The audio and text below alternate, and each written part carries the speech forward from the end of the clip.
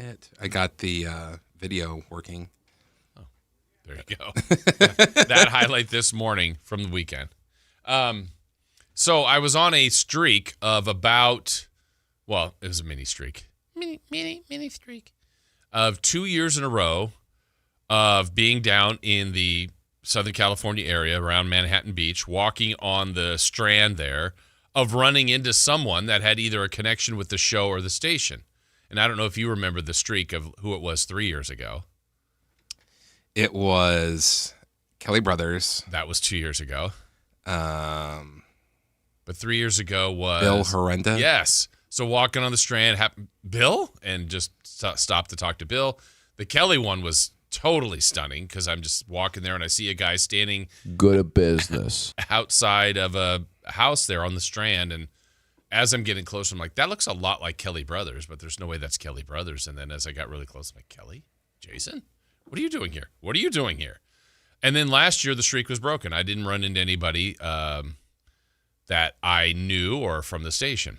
So this year, I ran into somebody, but I wouldn't say it's station-related. In an extreme stretch, but I don't even think that's fair to say.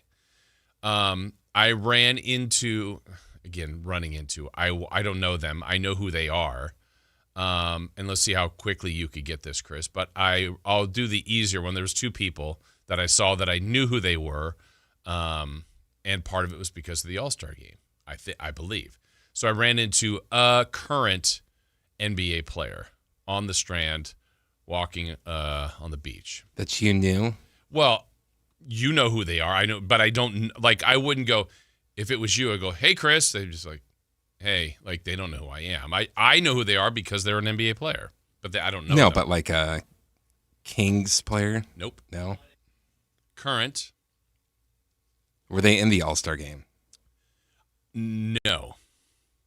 But they've been in the All-Star game. Have they played for the Kings before? Nope. I'll give you a few hints along the way. I mean, I said current, still active, Western Conference. Damian Lillard. No, great guess. Well, I felt like he was in the All-Star weekend, right? He was a star of the All-Star weekend with the three-point contest. The Kings just played them.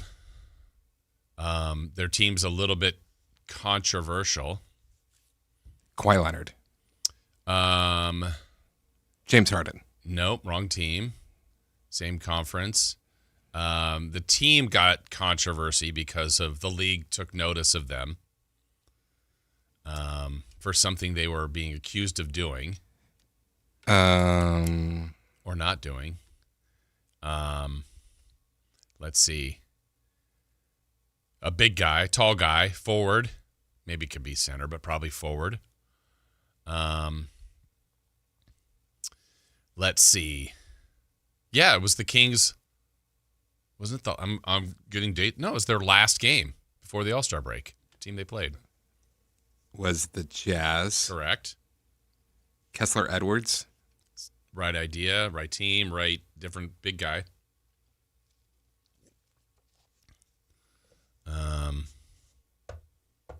Probably a guy that was being accused of a player they weren't playing at the right time because they might be not trying to improve their chances to win. No, don't have it. I can see him. Yeah. A name that could be a female name as well. First name.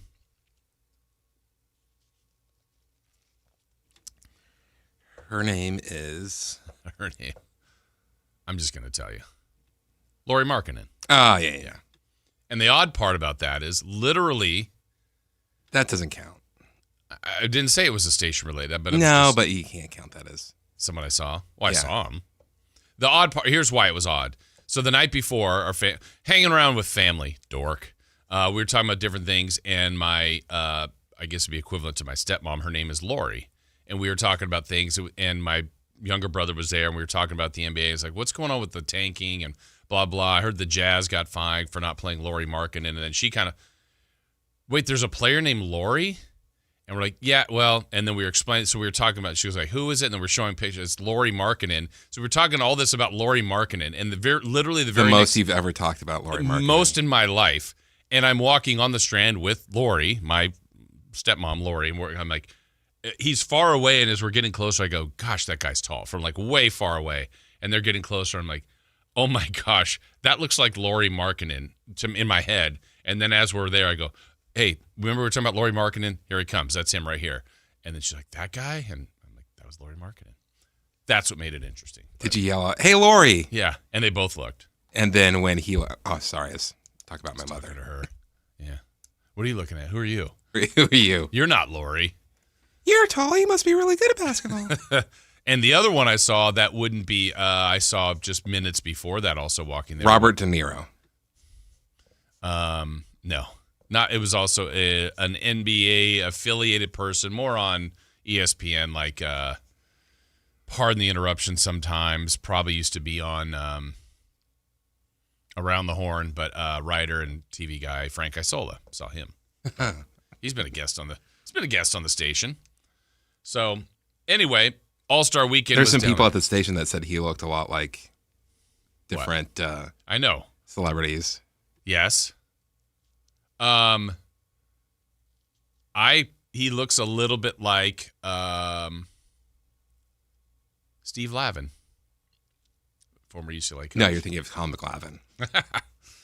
Anyway, people are talking about how they watched the All-Star game. I was right there. Didn't go. Could have gone, I guess. But did not. Did you happen to see the videos of like during the... Yeah, there's like nobody there. Oh, my God. Nobody there, seemingly. And then the ratings come out, and it did well. It did well. I don't know if I don't know if the league is super thrilled with it or not, but I feel like, and I don't have as much on this today. I've got some on the All-Star game because I literally have done this show, I think, without Dave for, it feels like about 4 or 5 years in a row. And almost every time it's roughly the same conversation of the game's terrible, the league is broken, dunk contest is awful, though sometimes it's snuck in different. Like this one was not good. I didn't like it. I didn't think it was good.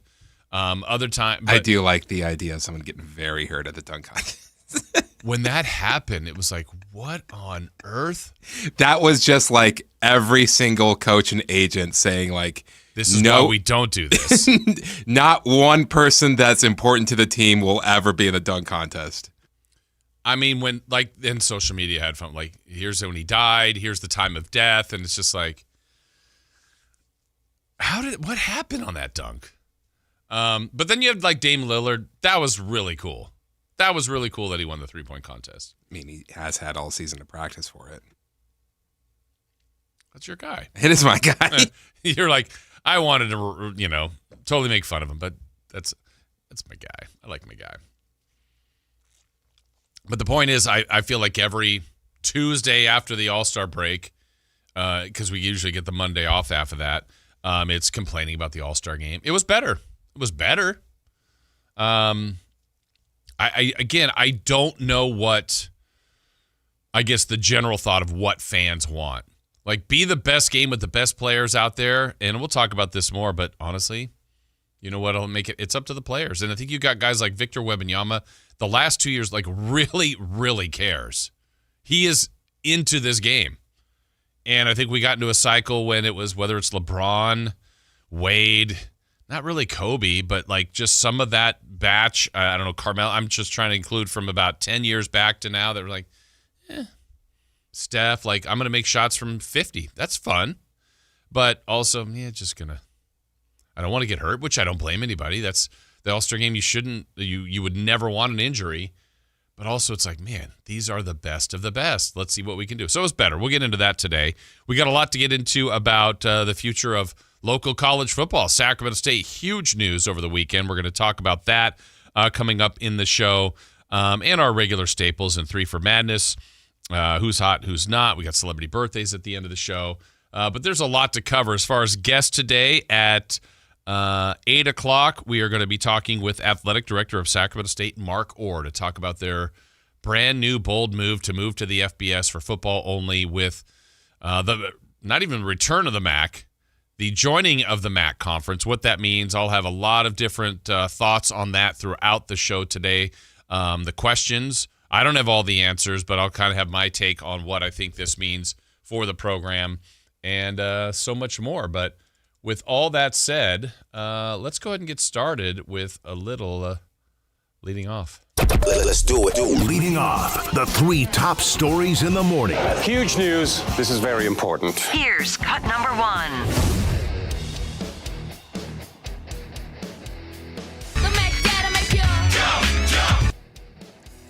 Oh, super short. I got to play that again. I needed more time to dance. Sacramento State is headed to the MAC. What's the MAC? Well, it's the Mid-American Conference. When's it starting? Mid-America. Yeah. And we're in California, where Sac State is. What's the problem? I mean, I guess it's closer than California being in the Atlantic Coastal Conference. Draw the map. United States, not really good at art. Yeah.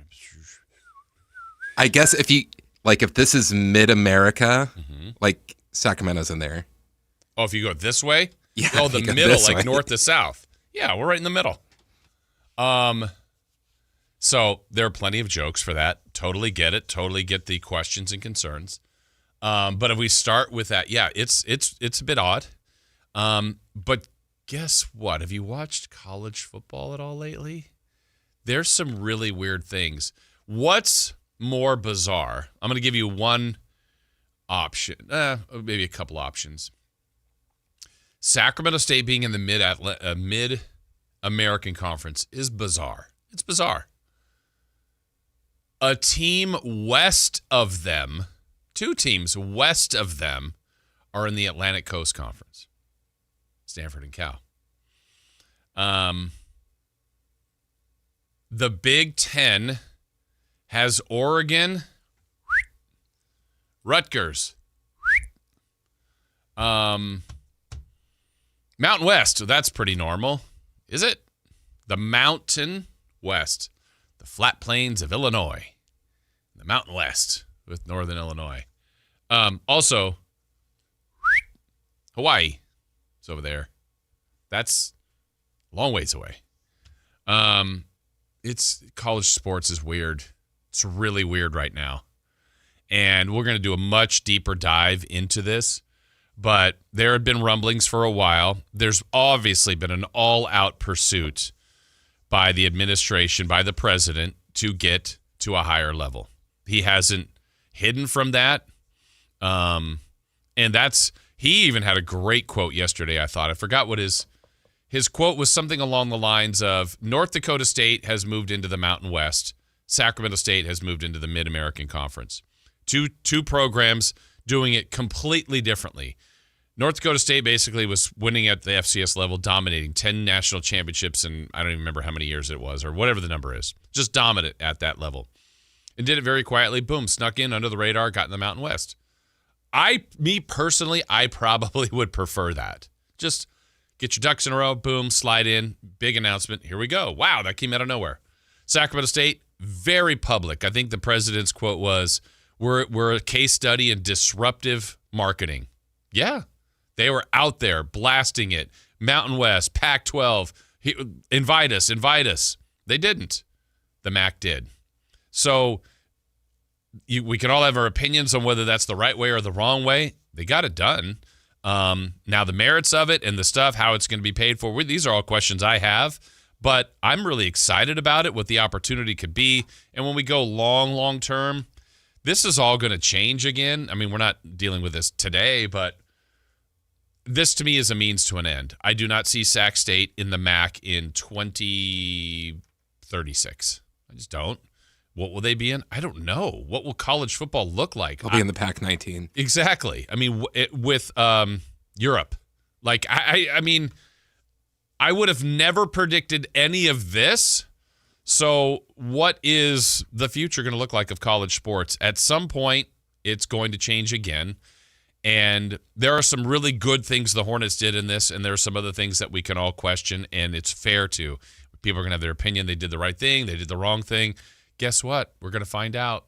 And no matter what any of our opinions are today, we still have to wait and see. I know that's not a fun answer, but I feel like that's the answer. We have to wait and see how this all shakes out. But we're going to dive into this, a lot of detail into what's happening, what it will look like.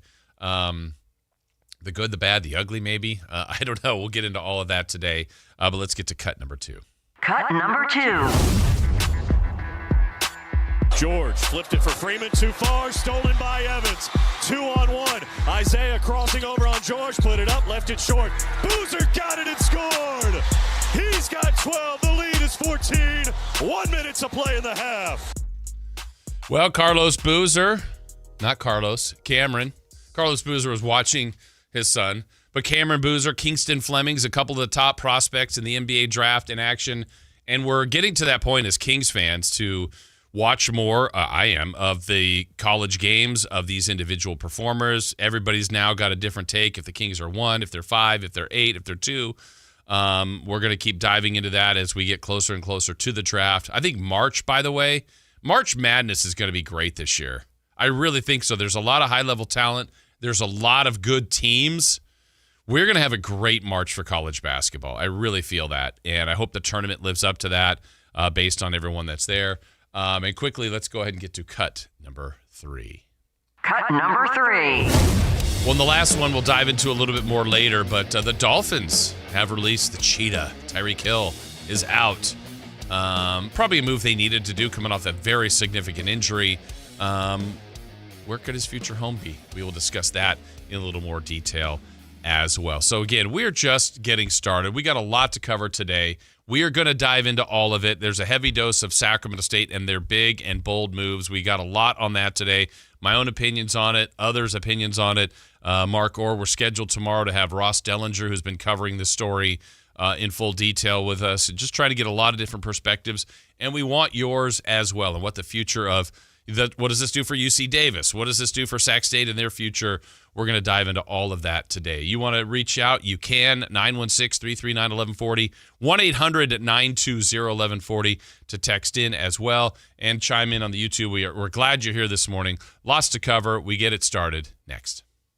Visit SactownSports.com and join the Sactown Sports 1140 newsletter.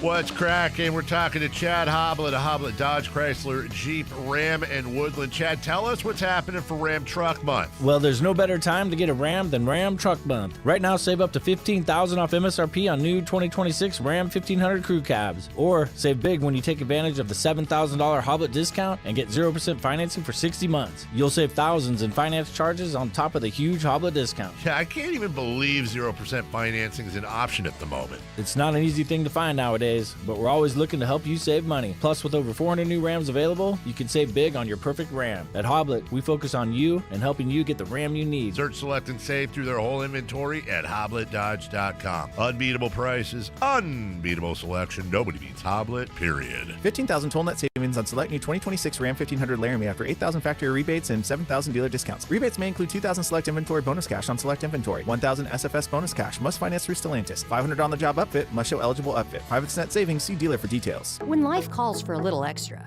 a kitchen upgrade, paying off debt, or that dream vacation, Valley Strong Credit Union is here to help. With a Valley Strong home equity loan, you can tap into your home's value with competitive rates, flexible terms, and local guidance you can trust. Get approved in as little as 5 minutes, with funding in as few as 5 days. Your goals are within reach. Visit valleystrong.com to get your offer today. Valley Strong Credit Union. Grow your possibilities. Equal housing lender, NMLS number 456506. Guys, did you know your testosterone affects everything in your system, including how you feel and perform every day? Right now, Revive Men's Health Sacramento will check your testosterone for free. Knowing your T levels is the first step in understanding if you have low T. Your testosterone level impacts your energy, libido, sleep, weight, hair loss, mood, and even ED. Maintaining an appropriate T level can change your whole life. Most men start to see changes in their hormone levels in their 30s. Experience and results matter. So what are you waiting for? Get your T levels checked today by local, experienced, and trusted men's health experts. They've helped thousands of men since 2011. They're so confident they can help you, they even guarantee it. Call Revive today and schedule your free testosterone test, free exam, and free consultation. Call Revive Men's Health at 916-277-8599. That's 916-277-8599. Or visit revivemenshealth.com.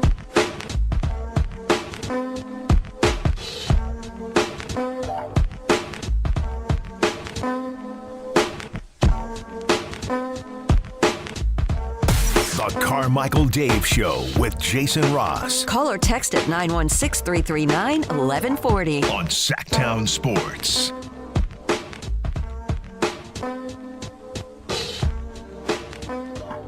When you said, Chris, earlier, Robert De Niro, I thought you were going to say Robert Duvall. I'm like, Chris, that's too soon.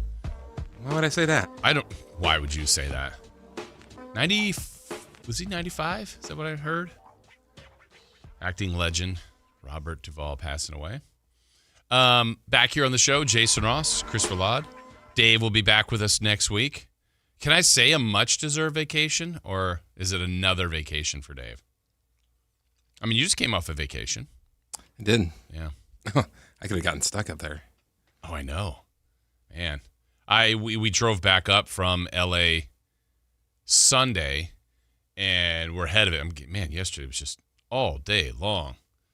I forgot. I know you like 60-ish, overcast, gray weather. Where are you on rain?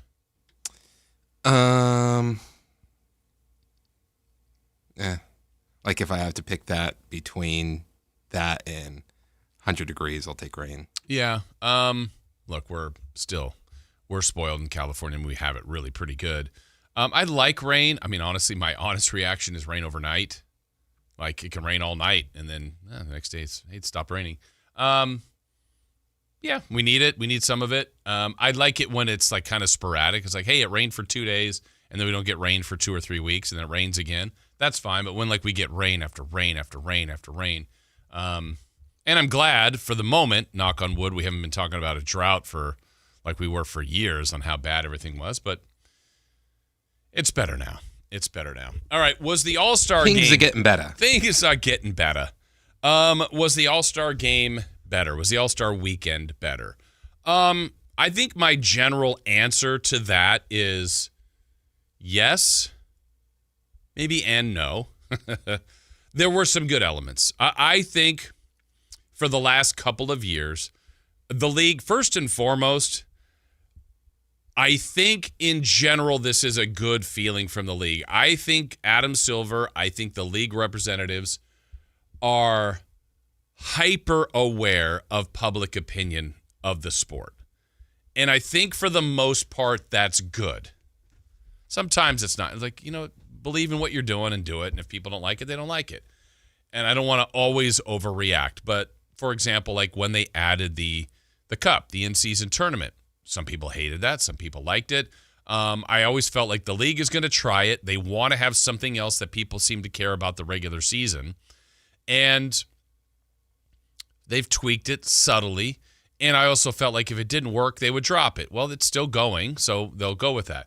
They've had a lot of critics over the last 5 years or so, if not more, about the style of play at the NBA All-Star Game. So they keep tweaking it, and they tweak it and tweak it. And I mean, again, I think they're very socially conscious of what others say about them. And in some senses, that's good.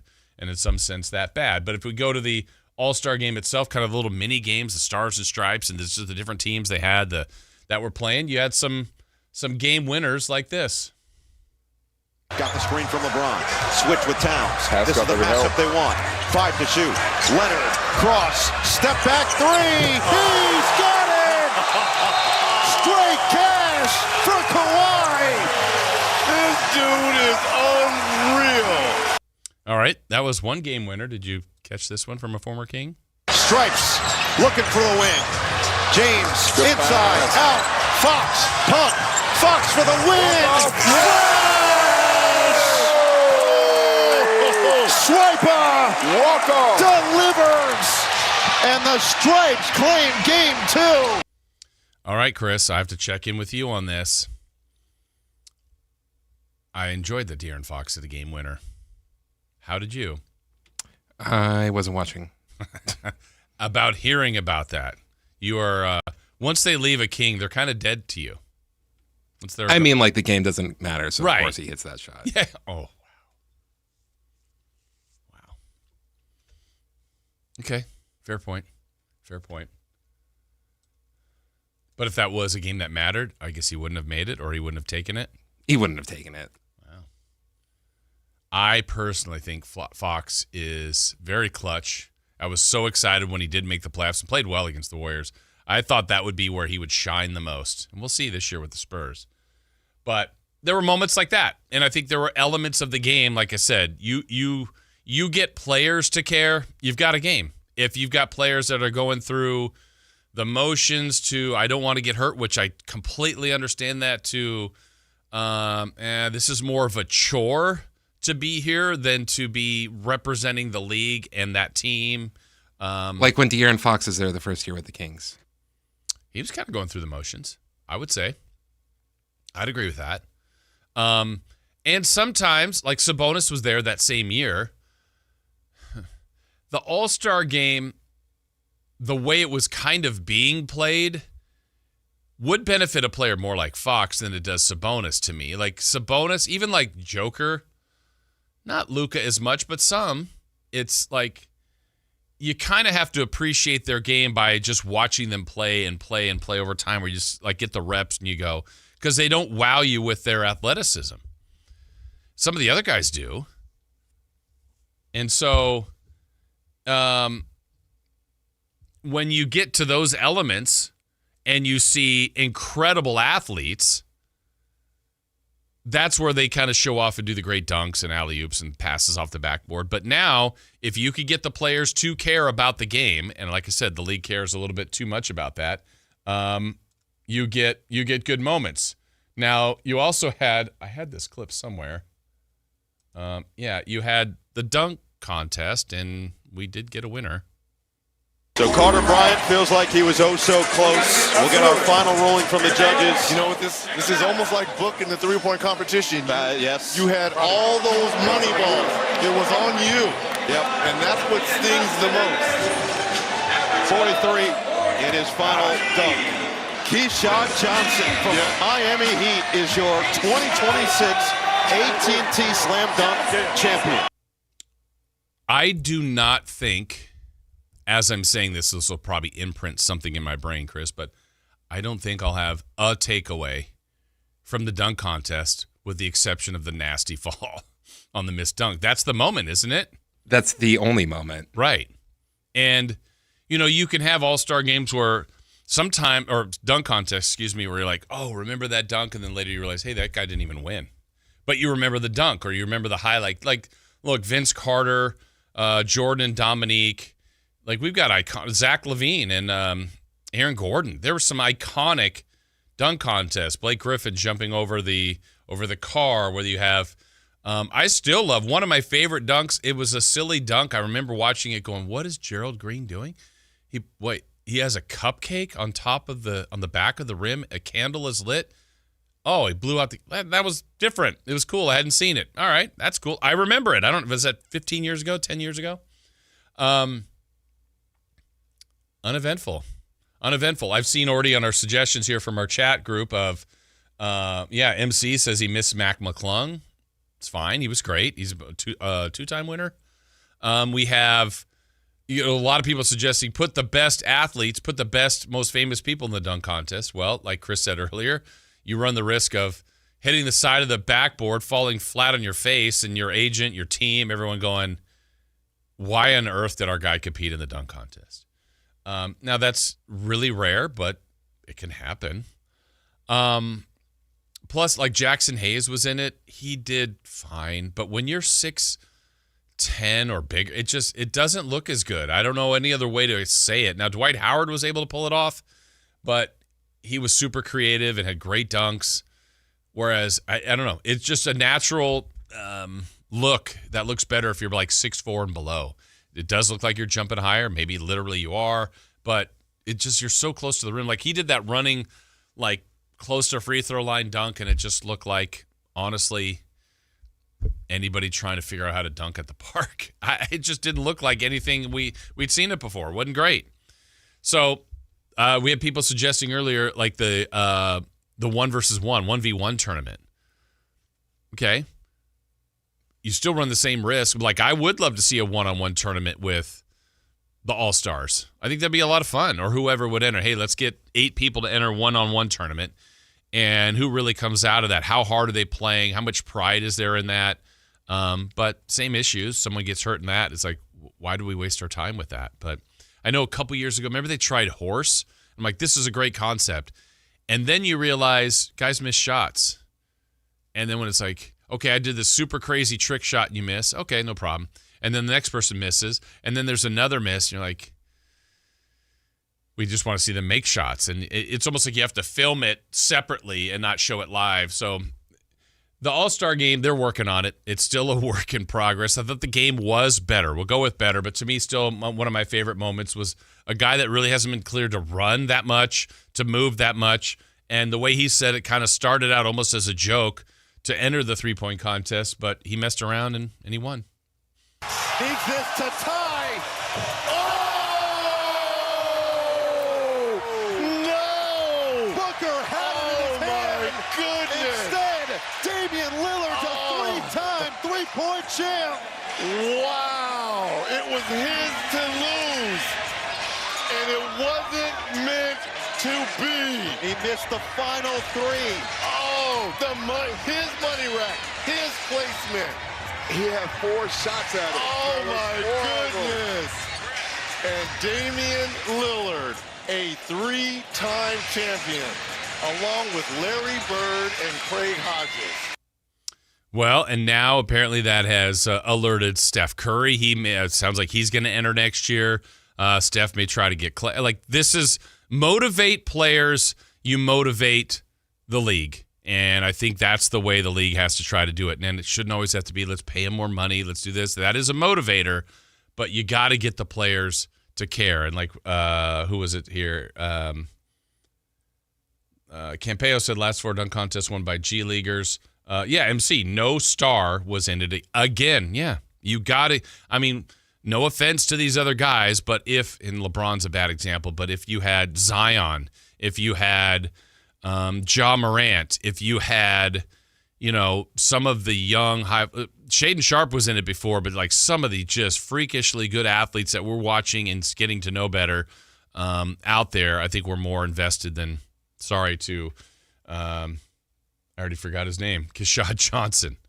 So apologies to him. All right, much more to get to. Again, we're going to dive into this in much more detail, certainly starting at 7:30 with my thoughts on the Hornets and move to the MAC. Mark Orr joins us at 8 o'clock when we come back. More to get to in this hour before we even get you to that 7 o'clock hour, 3 for minutes and more, all straight ahead right here on Sactown Sports. Download the Sactown Sports app. Sacramento sports in your pocket. This is Sactown Sports 1140.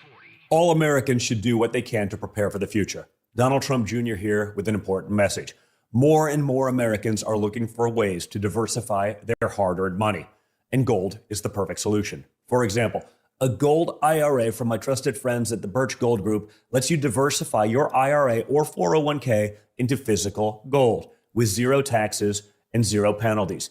You stay in control with a tangible asset that's held value for thousands of years. And right now, Birch Gold is offering a free info kit to help you understand how it works. Just text the word SECURE, SECURE, to 989898. There's no pressure, no obligation, just the facts. You can't predict the future, but you can be prepared, but only if you educate yourself. So take that first step right now. Text SECURE to the number 989898 today. That's SECURE to 989898. Confidence is knowing you're ready to handle whatever comes your way. That's what it feels like to take on your workday with Cintas. They make sure your AEDs are up to date, your fire extinguishers are tested and inspected, your floor mats are cleaned and delivered, and your workwear looks good, feels good, and is freshly laundered with the Cintas Apparel Plus program. So are you ready to take on today? Visit Cintas.com. Oh, I'm ready! And get ready for the workday. Wesley Financial Group is not a law firm, and Chuck McDowell definitely not an attorney. This is Chuck. If someone talked you into buying something really silly and you want to get out of that silly little thing, my advice, get the facts. Call me and I'll send you our timeshare exit kit absolutely free. Inside, you'll learn how timeshare works and all your options for cancellation. Call Wesley now for your free exit info kit. 800-290-7100. That's 800-290-7100.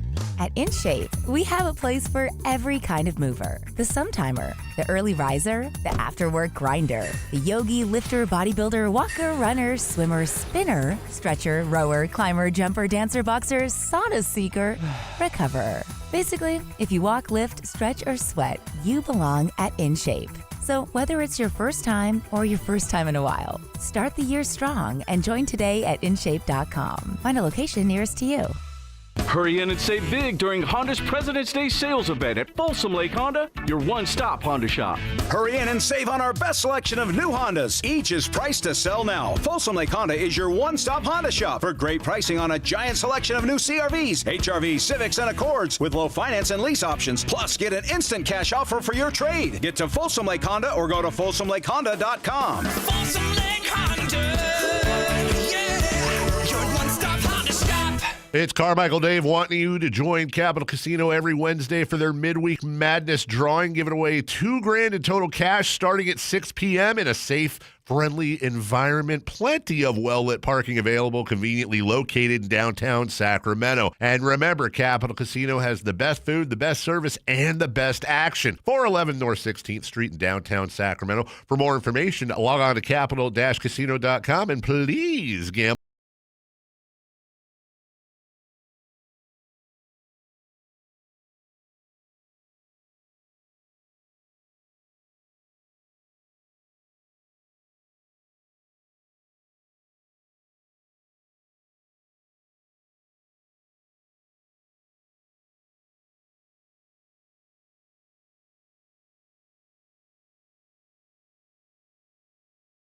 Kachuk.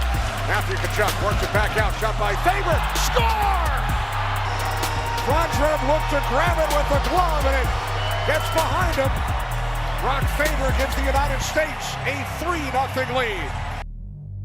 Draisaitl unable to clear. Here's Hannafin for Sanderson. Score! It is 5-0. United States. Sanderson the shot. Matthews cutting to the net. And Austin Matthews leads the celebration line. All right, a couple of moments from USA Hockey as the Olympics continue on. That is another event that's gone over the weekend. Our text line, 916-339-1140. Guys, rock, paper, scissors would be more entertaining than the dunk contest. Would rock, paper, scissors have to be by NBA people?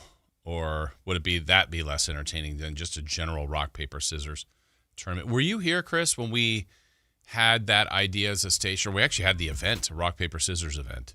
I remember one being at Wrigley Field. That was it. I didn't. You weren't here, or you were here? I was here, but I didn't take part in it. Yeah, I was here. I remember going down to the event maybe to be there like as almost like an appearance, and I was like, man, there are a decent amount of people here for this. I don't even remember how it all played out. I know I wasn't there all the way to the end. Yeah. Well, you might be right on that one, 916-339-1140.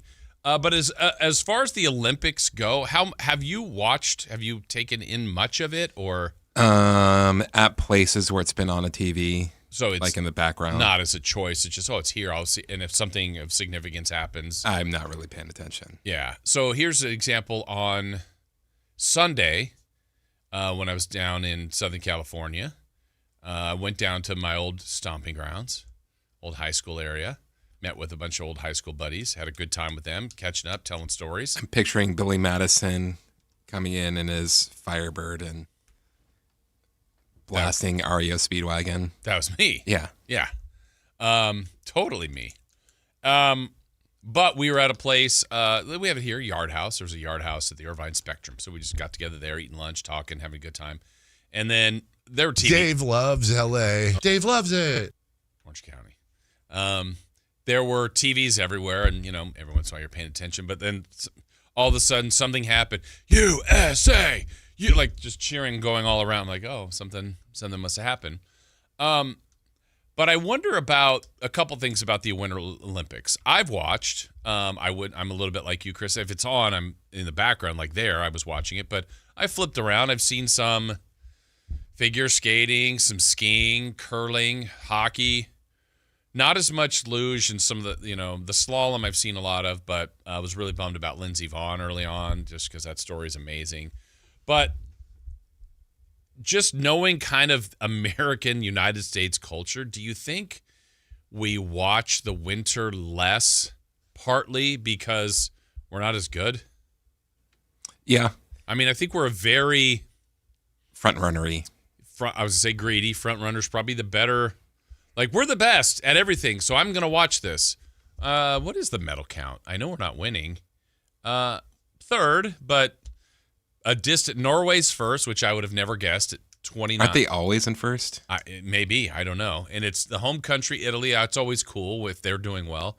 So Norway has 13 gold, 7 silver, 9 bronze. They have 29. Italy is 8, 4, and 11 for 23. We have 6 golds, 8 silver, 5 bronze for 19. And a little cushion between fourth, which is Netherlands, then Austria. Actually, Austria has more medals but less gold. So they do this by golds? Oh, yeah. Okay, so we're barely in third. We got Japan with 18, but they only have 4 golds. Germany, yeah, we might lose our stranglehold there. But I think that's front-runnery is a good description. And summer we do better. Summer we usually get the most, but or right there, if not number one. There's more events. The one thing the Olympics can't do anything about this in our social media age, but it's part of the problem to me is the time issue. So like if you hear some story today during the day that U.S. star, whatever sport, skier, hockey player is a team sport, but whatever, did this, and then at 8 o'clock at night on NBC, they're showing that, and you're like, well, I've already heard this. And I don't know how they do that. I haven't watched it this time. What I loved in the Summer Olympics of 24, was the gold zone. Have you ever spent any time in the gold zone? Just like no, I know no, it's the red zone. But yeah, that's really cool. And I know they have it for the winter. I haven't watched it, but and I probably should because I think that's a really good slice of a lot of different things going on. But I mean, do you have any other theory? I mean, I don't know what the numbers are, but I just feel like less people talk about the Winter Olympics in general.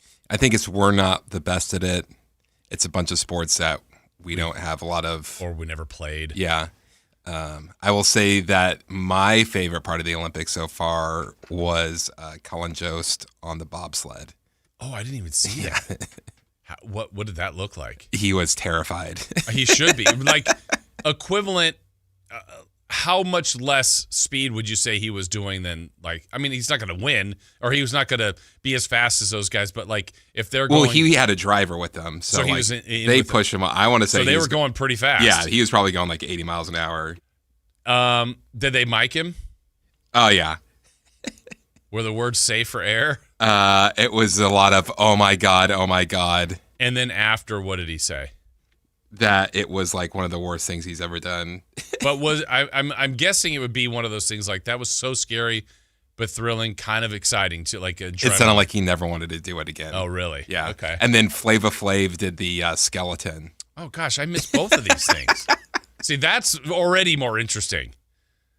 That is. That's what I would just get our American celebrities to be in the Olympics. Yes. Again, back to like my. They don't have to win. No. Because I think you're right. I think we would be, that's not the car crash kind of, hey, everybody wants to turn their head and look, but that's interesting to me. And where, probably because I truly can't relate. So if it was Colin Jost on was it bobsled you said? Yeah. Versus American, John Williams, and John Williams is like the world record holder. I'm like, I can appreciate what he's doing. That's amazing. But Colin Jost being on that is way more interesting to me. Only because I can't relate. Like, if it's, and that's where it's different in, like, the dunk contest. It's like, hey, I don't know who that G-leaguer is. He may do a great dunk, but I don't know who they are. But if that dunk was now done by Malik Monk, I'm like, oh my gosh, what a dunk. Well, the thing with a G Leaguer, like winning the dunk contest is we would see it like back in the day with like Vince Carter after he was like the dunker. Right. When he was on a breakaway, everyone would be like, oh my God, what's he going to do? Here he goes. Yeah. And that's it. But that's where we like the familiarity in the person and the star. It's like, get us stars in the dunk contest, where the complete opposite is, and these people are stars at their sport, in the bobsled and the luge and the skeleton and in skiing.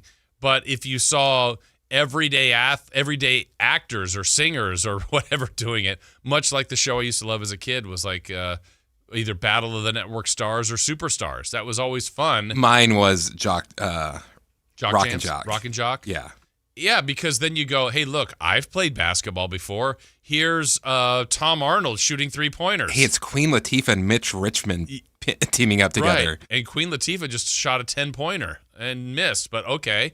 Or the celebrity, didn't they do, they did celebrity Rock and Jock softball. Yeah. And so sometimes, and they have that at the All-Star game now, but it's like, hey, Kim Kardashian's up to, okay, can she hit? Or, but then here's a basketball, here's Myles Garrett out there as well as a football player, and you go, can he even throw the ball? Like those are things that can kind of be interesting. Yeah, for sure. We're getting more texts about the dunk contest. Felt like the guy won for his dancing more than his dunks. Another one, wait, All-Star Weekend just happened? Yeah, it did. And without Sacramento representation, that makes that a little more challenging as well to really get into it. But yeah, I was wondering about the Winter Olympics. I've watched it. I wouldn't say I am all in on the Summer Olympics. I absolutely love the Summer Olympics. And I am still making it a quest for me, the greatest sporting event I've ever been to, and I've been privileged and blessed to go to a lot of them. To me, and I don't know if it's just, childhood memories, but was the 84 Olympics. I absolutely love that. And it's going to be back in LA in 2028, and I really want to go. I think I have to probably should have been saving my money about 10 years ago. Those prices are going to be ridiculous, I'm afraid. But I want to go. The Olympics is awesome. It was the greatest event I've ever been to in 84. It was. You wouldn't want to go to the Olympics in LA. No. Not at all. No. Soccer? No.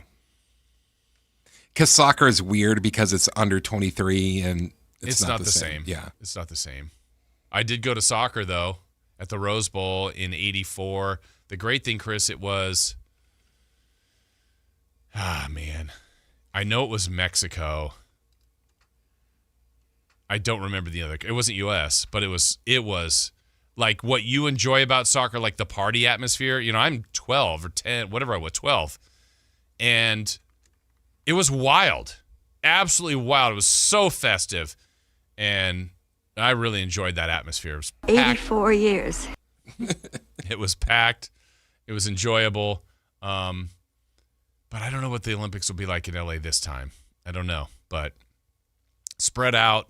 I know they're trying to say, there's some reports down there in LA, like they're trying to make it a non-automobile. I'm like, LA is all about cars. Like, yeah, you better work on that public transportation now. Well, and how many That's the tough thing with the World Cup is because all these people are coming from countries where their transportation is amazing. Yeah. And so the idea that you have to drive to MetLife Stadium, people can't even comprehend that. How do I do that? What do I, my own car? Do I get an Uber? Do I get a rental car? Yeah, it's just, I guess they'll figure it out. But it was fun chaos back in 84. We'll see what it'll be in 2028. All right, we got another hour coming up. It's been 84 years. In the next hour, I'm going to share my thoughts on the Hornets and their move to the MAC. Adam Silver, what he said and didn't say at All-Star Weekend in LA. But when we come back, we've got 3 for Madness, 3 questions, 3 answers, including the takeaway from All-Star Weekend. Should Tyreek Hill and the 49ers have a future pairing? And the World Baseball Classic is coming up. Are you interested? We've got those questions and more and a lot more on the Hornets to the MAC coming up here on Sactown Sports. Malik Monk plays here. Started left, goes right, steps back, launches the 3. Nothing but net. Oh, that was just filthy. Oh, my, that was sweet. Sactown Sports is your proud home of the Sacramento Kings. This is the story of the one. As a safety manager at a manufacturing plant, he does everything he can to keep his coworkers safe. From finding ways to reduce risks to keeping safety supplies in stock.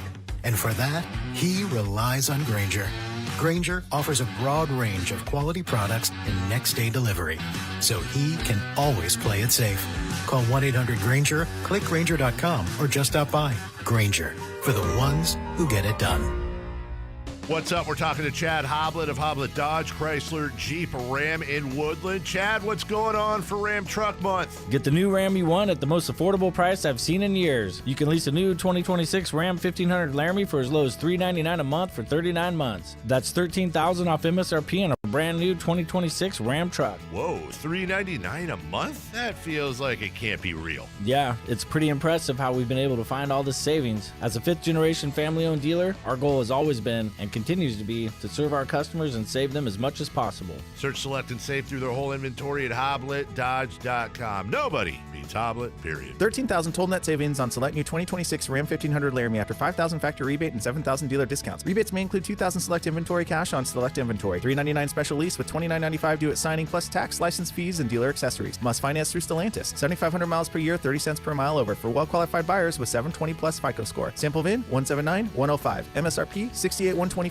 See dealer for details. With Progressive's Name Your Price tool, you can choose the best coverage option for you. Because you know you. Like, you know that hiking isn't for you. Sure, it sounds nice to be in nature while exercising, but that's what a gym and houseplants are for. I mean, you don't even like walking upstairs. So why would you walk up a hill for miles? To what, end up high in the air? Come on, you know you're scared of heights.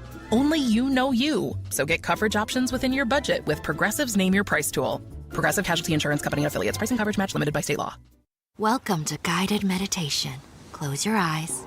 You're at the beach. The seagulls are calling. You take out your iPhone 16e you got from Cricket and use Apple Intelligence to clean up that selfie you just took. It's a good one.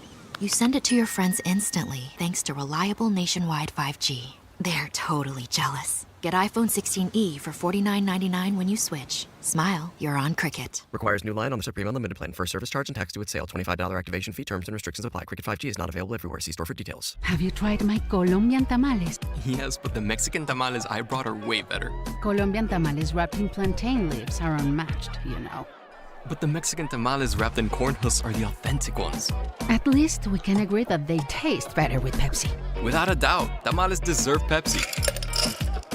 No matter what tamales you love, enter for a chance to win a year's worth of groceries. Powered by Pepsi. No purchase necessary. U.S. residents 18 or over. Ends April 5th, 2026. Rules at pepsipromo.com/free groceries. Pepsi is a registered trademark of Pepsi Go Inc. Guys, did you know your testosterone level impacts your energy, libido, sleep, weight, hair loss, mood, and even ED? And right now, Revive Men's Health Sacramento will check your testosterone for free. They've helped thousands of men since 2011 feel and perform better. They're so confident they can help you, they even guarantee it. Schedule your free testosterone test, exam, and consultation today. Call 916-277-8599. That's 916-277-8599. Or visit ReviveMen'sHealth.com. Your business moves fast. Your bank should keep up. At Valley Strong Credit Union, business banking is built for momentum with tools that help you manage cash flow, streamline payments, and fuel growth. Right now, there's never been a better time to switch. Open a new Valley Strong business account and get 3 months of business banking products and services free, up to $750 in value to power your next big move. Because when your business runs stronger, the whole Valley does too. Valley Strong Credit Union. Grow your business, grow your future at valleystrong.com/business. At Stockton Honda, we know how to honor a great deal. Like right now during our President's Day sales event. Whether you're shopping new or pre-owned, you can find star-spangled savings on some of our best models. Why not stop in today and see for yourself? Come celebrate at Stockton Honda and get huge savings on our giant selection, plus top dollar for your trade. Anytime, anywhere, it's all here. StocktonHonda.com. KHD HD1 Sacramento, KYMX HD3 Sacramento. From the Power Business Technology Toshiba Studios. This is Sactown Sports 1140. 3 questions, 3 answers. It's 3 for Madness on the Carmichael Dave Show with Jason Ross. Here's question 1. All right, Jason Ross here with you. Christopher Lott as well. We take you till 10. Matt and Kayla will be coming up then. We'll have them in at the end of the show for Crosstalk. 1 hour from now, we will be checking in with the athletic director over at Sacramento State, Mark Orr. And Bobby's cousin. Bobby's cousin. Either's cousin? No. Did I get you a little bit? Yeah. Mark Orr will join us. We will get Mark Orr. Not. No, Mark Orr will join us. And yeah, the latest news. Sac State moving to the MAC. And it's this year. And as just an aside on that, I'm glad it's this year because there's I think it's a 2-year probation period where they're not bowl eligible, though that can be lifted if there aren't enough teams that have a winning record that could get invited to. That's all the minutia. We're going to get into the details, the important stuff, the why, the how, what it means. There's a lot of questions I have that I know he'll have a better answer than I do, but I've got my own opinions on that I'm going to share here in our next segment at 7:30. But at 8 o'clock, Mark Orr will join us to talk about the big move to the MAC. All right, but it is 3 for Madness time. That's 3 questions. That's 3 answers, and you can still chime in on any part of the show on our YouTube chat. We appreciate those of you that are here on this Tuesday morning. Wet and rainy out there. Be safe and sound on your way to wherever you're going today. And the text line, 916-339-1140 to chime in on the show. Chris, question number 1. What was your takeaway from All-Star Weekend in Los Angeles? Overall, I will say parts were definitely better. The game was better. Dave loves LA. Dave loves it. We talked about this a little bit earlier, Chris, the fact that like crowd shots Friday night, Saturday, I'm like, ugh. Brand new, beautiful Intuit Dome. Everybody raves about the arena, and I went, that doesn't look very full. The optics of that weren't good. Then you hear yesterday the ratings for the All-Star game were actually up, better than they've been for quite some time. My takeaway is this. It's back to my standard thought on the All-Star weekend, is you have to get the players to care. Some innately are just going to. Some are be so proud. And I'm trying to think of an example of, okay, LeBron is a, 20-time All-Star? 21? I don't know. But I imagine year 1, year 2 of becoming an All-Star is a sense of pride, excitement. I know I went to a couple All-Star games years ago. More so, this is how far dated back this will sound, but when the Kings were heavily involved, when Rick Adelman would be the coach, when Weber and Peja and Vlade or Brad would be there. They would have guys in the three-point contest. They'd have Gerald Wallace in the dunk contest. I went to Philly and to D.C. back-to-back years. Great experience, a lot of fun. The Monarchs were involved too. There was Ruthie and Tisha and involved in different, contests between the Kings and the Monarchs and other teams, and it was fun. It was a great weekend. For me, it's great people watching. It's really enjoyable. At that time, I almost enjoyed All-Star Saturday more than the game just because of, I don't know, there's a lot more going on, a lot of things, and it was fun. It was good. It was entertaining. And it felt like at times back then, there was still the showmanship of the All-Star game, but it felt like you had more players that truly cared and were invested in the actual game. And I think the way they've created it in all these little mini games has been smart.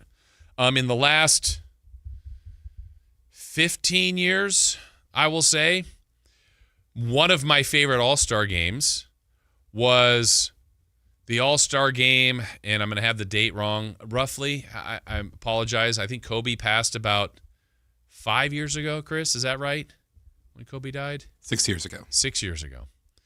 That All-Star game, they had the Elam ending where they had, the fourth quarter played at 24. That was incredible. Like that, I felt like the guys were engaged. They had a lot of, Harden, Kawhi, LeBron, Giannis, whatever, Embiid. I can't remember all the guys that were in it, but it was just, there was a Lillard, Curry, like there was a serious competition trying to win, almost like an honoring of one of the greatest competitors the sport has ever had in Kobe Bryant. It was like that was the motivation. It was, we are playing this in a way for his legacy. All those guys, what Kobe meant to them, what he meant to the league. That was the motivation I'm talking about. Now, sometimes there's financial motivation. I personally don't like when people that are so well paid are needing more money to be motivated, but it is a motivator. Trying to put USA versus, Europe or the Stars, just naming different teams, I think is smart. I think it gets to more competitive drive. These are all good things, but that's my point, is you need to make it a motivator. And if you get motivated players that are the best in the world, then you got something. And the playoffs, there's no higher motivation. That's the best basketball of the year. That's why we're currently in the climate of, man, does a game on February 4th mean as much as a game in April in the playoffs, in the first round, in the second round, in the semis, in the finals? No, it doesn't. But the league is trying to get to that level of competition. That's why we're seeing load management, resting, however you want to word it, and the league is hyper sensitive to that. So I think the league either needs to fully lean into finding the players or the motivation to get the guys to have the most competitive All-Star weekend possible, or you flip that and go, this is a showcase. This is a celebration of the league, and it's an exhibition. So, which I don't think they like, because that's what we've had happen the last couple of years. Like football eventually got away from going, no one wants to play in the Pro Bowl. No one wants to risk an injury. Then the game they're playing isn't anywhere near the game that we were watching during the regular season. So let's find something different. To me, it's not as interesting, but I wasn't a Pro Bowl person. I just was never into the Pro Bowl for the NFL. And now there's the, flag football. It makes 100% sense to do what they're doing. I don't know. I didn't watch it. Doesn't mean I'm anti it. It just didn't catch my attention.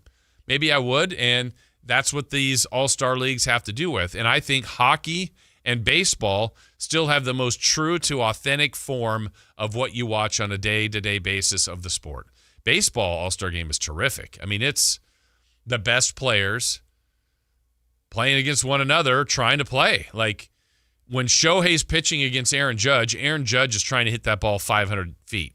And Shohei's trying to strike him out. That's nothing. There's no, hey, let's take it easy. Hey, I'm going to serve you up a fastball. Let's see how far you can hit it. There's none of that. But that sport allows itself to play to its most authentic form because you're less likely to get injured. It's still possible. Someone could tweak an ankle, run into base, pull a hamstring, swing too hard, tweak their back. Like, all that can happen. A pitcher can hurt their arm. Fact. All of it can happen. It's rare. It's rare. Basketball, those injuries don't happen all the time, but could you imagine if one of those significant, we've been seeing a higher dose of Achilles injuries and knee injuries, if one of those happened in the All-Star game for a team that, was on a playoff push? It's awful. So, to me, the league kind of needs to go one of two ways. Either care less, which that's not happening based on what we see, or find more ways to have players truly, truly invested and truly care. And I will say, Anthony Edwards got the MVP. I thought Kawhi was fully invested. Certainly Victor Wembanyama was invested. Like, he was storming off the court when they lost that first game. So you need more players like that go, I've been here twice, I've been here 3 times, I've been here 8 times. I still care. I still want to represent my team, myself, my brand, and play the best that I can at the All-Star game for the show, for the league, and for future players. They don't have all the players that are doing that, but they've got some. They need more. That would be my biggest takeaway and biggest suggestion. And again, like I said earlier, with Dame Lillard winning something like the 3-point contest where he's not even cleared to play, but now, Steph, I want in next year. And like, players motivate players. It's sad to say, but that's kind of how it's done. All right, question 2. Question 2. Yesterday, Tyreek Hill was released by the Miami Dolphins. Should the 49ers explore interest in him? Absolutely. You got to wonder what's going on. Look, he's 31. He had a major, major injury. And you got to figure out what makes sense. I mean, I think a couple teams make a lot of sense, and I think the Niners are on the list.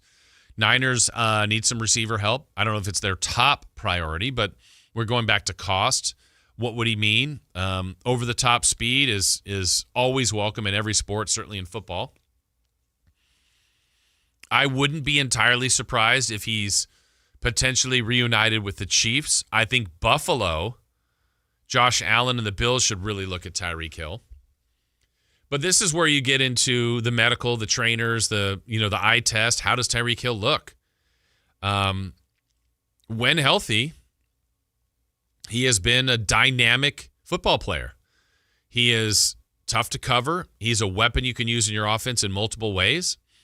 I believe Kyle Shanahan could use him very creatively. I think Josh Allen could get a ton out of him with his rocket arm. And I think, obviously, Mahomes and the Chiefs and Andy Reid have known how to use him before. So I think he's a guy that will be coveted. To me, the whole thing about Tyreek Hill, the whole question mark is what kind of player will he still be? And if we kind of do a backtrack of Tyreek Hill's career, I mean, he really obviously founded his career as a member of the Kansas City Chiefs and what he was able to do for them, but did some good things as well for the Miami Dolphins. Let me go back to Tyreek Hill's numbers. I just had him up here, so apologies for this. Because Tyreek Hill and his stats, the question is, can he still produce? And if you look at those four quarterbacks that I've mentioned, obviously Josh Allen is great. Brock Purdy, I think, could utilize him in a very nice way, and then Patrick Mahomes is more than comfortable with him. So if we look at Tyreek Hill's last couple of years, his best year probably came in his second year with the Dolphins. So he was 29. This is the 2023 season. And he had 119 receptions for 1,800 yards, 13 touchdowns. He also ran for, he didn't run that much that year, so no big deal on that. He had 15 yards. Yeah, there was nothing there. They ran him just a little bit. The very next year, still 81 catches, 959. Then last year before the injury, 21 catches, 255 and a score. So he's had touchdowns of 15, 13, 12. Most of the season's in around the 7 range. 83 touchdowns in his career, 11,000 yards, 819 catches. The Niners have to kick the tires there. They have to. I don't know if he would be top priority for Tyreek Hill as far as who's the top of his list. Again, my 3 best choices, in my opinion, for Tyreek Hill would be reuniting with the Chiefs. I think he's got to look at that. I think he's got to look at I think the 49ers have to look at him, and I think there would be some mutual interest. I think Buffalo makes a lot of sense. There's other teams that would too, but those are kind of the 3 off the top of my head that I would go, yeah, that makes a lot of sense. Tyreek Hill, Niners, Tyreek Hill, Chiefs, Tyreek Hill, Buffalo Bills. But like I said, it goes back to what's left in the tank, how healthy is that knee after the injury, and what can he be going forward at the age of 31 right now. Let's see when he turns 32. Well, pretty soon. So he'll be 32 next season. All right, question number 3. Question 3. We are a few weeks away from the World Baseball Classic. Are you interested? I don't know. It's not a good answer. I'm a little bit more intrigued reading more about this. I will have to admit, I watched the World Baseball Classic before, not as much as I watch baseball. I like baseball. Feel like I'm one of the few and the proud. There are more out there, but not a lot. What intrigues me is Aaron Judge is now in it. I'm a big Aaron Judge fan. All rise. Shohei Ohtani is going to be in it, and they're the defending champs. We had great moments the last time, it was 3 years ago, when Shohei Ohtani and Mike Trout were still teammates. And there's the big moment in that game where Shohei Ohtani struck out on a high leverage situation, Mike Trout. That to me is peak baseball. They were teammates at the time, both on the Angels, and you have a huge moment where you got a great hitter, great pitcher, and Shohei Ohtani won that battle.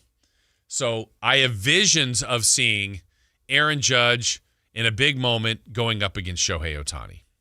Now, it may not play out that way. Again, back to what we kind of talked about earlier about the Winter Olympics. Team USA and Americans seem to care either when we're really great at something Or the perception is like in basketball, hey, we're supposed to be the best country. These other countries are catching up. Let's put our NBA players in the Olympics because we didn't like losing. And we've got a good baseball squad. You got some of the baseball's best, and that sport will play true. The World Baseball Classic will play true to a regular baseball game. I mean, it'll look good. So I don't know. When we get there, I'll probably be intrigued. I'm more curious about someone like you, Chris, who has kind of lost your love for baseball, even remotely interested at all in the World Baseball Classic. No. And I don't know what it would take for you to be, and I'm not asking you to be. I guess it's gone, right? I don't even know what could get you back. Not what would get you back. Maybe the A's going back to Oakland. Okay, let's play that out, though. What's that look like? A's somehow we get news today. They're going to finish this year in Sacramento, and next year they're moving to Oakland. You just go to some games in Oakland, or you just be happy for the cause that Oakland. It wouldn't give me a reason not to watch baseball. Okay, but do you think you literally would watch more A's games? I would watch more A's games. Especially at the beginning. I mean, you'd be happy for more Oakland. than now. Yeah. And you'd probably you went to the last one in Oakland. Maybe you go to the first one back would be awesome. But would you go to just like one, maybe two? It's like, hey, this weekend let's go down to the A's and Tigers. I would be good for like 3 to 4. Okay. So that'd help minorly. But you don't have you used to love the Red Sox. You're done with them. You liked Ohtani more than you do now. Definitely. I don't know that you have a player. You used to love Nomar. If Nomar came back. Who would be my player today? Oh. Come on. Is it just for the song? Yes. You couldn't even pick out Jackson Holiday out of a lineup. I could. He's the blonde one for the Orioles. Which one? The one at second base. This guy, he plays like he doesn't know. Okay. Jackson Holiday gets traded to the now Oakland A's. Are you in? Because they're going back to Oakland, so they're the Oakland A's. They're the Oakland A's. Yes. They go back to Oakland. They've traded for Jackson Holiday as their new centerpiece, and you get an Oakland A's holiday jersey. I don't know if I go that far. Went too far. All right. Jerseys are expensive and terrible now. Are they just worse quality? Oh, the Fanatic stuff. Oh my God. Like, okay, what? Honestly, I'm naive here. What if I'm going to go buy an Aaron Judge jersey today? What am I spending? $200. Is it $200? It's got to be. Seriously? Let's look it up. No. Well, Chris is going to look that up. 200, and people have a lot of jerseys. I've never been a jersey guy. My mistake. It's $150. Okay. Honestly, I would have said like 60 to 70. 150? If you want the gray, it's $175. The gray's more than the Yankee pinstripe? Okay. By the way, my own personal pet peeve for a guy that doesn't buy jerseys. I like jerseys to be as close to the authentic part of what a major leaguer would wear. And so to me, when I'm a Yankees fan, Oh, this is weird. It's $175 for the pinstripes with Judge's last name on it. See, that's the wrong jersey. I don't like that. I, as a Yankee fan, of course, went to all 3 Yankees-A's games in Sacramento last year. And the amount of Judge jerseys I saw versus Judge jerseys with his name on it, remember, the Yankees don't put their name on the back. I don't like that. I don't know why. I know who 99 is. Shows that you're not a fan. But I know they go, like, I want to honor Judge. I'm like, yeah, just wear 99. You don't need the name on the back. That's the way they do it. The only time, you want to know the only time I approve that, Chris? And I don't know the last time I saw it happen. But if someone's wearing a 9 Yankees and it reads Nettles, I'm like, that's a fan. Because the people that are wearing that for Maris. Dork. Get out of here. What has Roger Maris ever done? Oh. I'm on the Fanatics website. Do you know how much an Aaron Judge New York Yankees Fanatic authentic autographed baseball is? Okay, so it's a baseball. It's approved. It's his autograph. It's just a baseball? Yep. 100. What? I'm showing you the baseball. Yeah, $100. A little bit higher. $200. A little higher. Come on. 300? Keep going. Stop it. 400? Keep going. 700. $699.99. A baseball signed by Aaron Judge. But it's authenticated.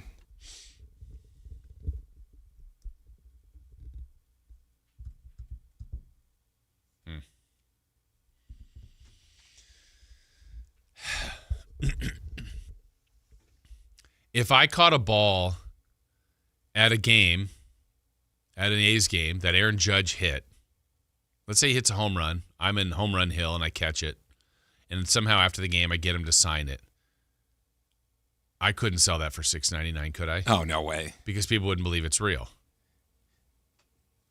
Now, how much do you think a signed bat is? $1,100. Higher? Why am I so bad at this? $1,500. $13.99. Oh, sorry, $12.99.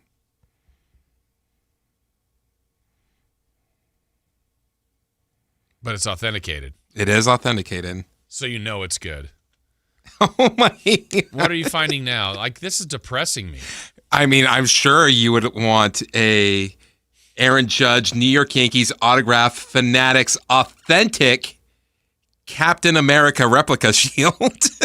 A shield? Actually, I like the more unique things like your autographed DVD of heavyweights with Aaron Rodgers on it. Like, that's a better story. Okay.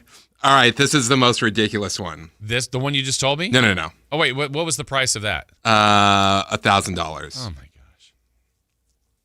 Now, this one, you can tell it was used because it has dirt on it. So it's an Aaron Judge used jersey. Aaron Judge, New York Yankees autograph Fanatics authentic game used 99 gray Nike jersey against the Cleveland Guardians on April 23rd, 2025 with GU 4-23-25 inscription. What's that? How much is this going for on Fanatics? Because the baseball and the bat were not game used. $2,100. $2,100. Yeah. That's how much you think it's going for. Okay, so I'm saying that, and you're going, that's a crazy number, meaning it's way higher. What? $24,000. No, stop it. $999.99. They're not getting that. $25,000. Yes. Come on. What happens to the people? Like, does it still happen? Like, Wait, do you know anything?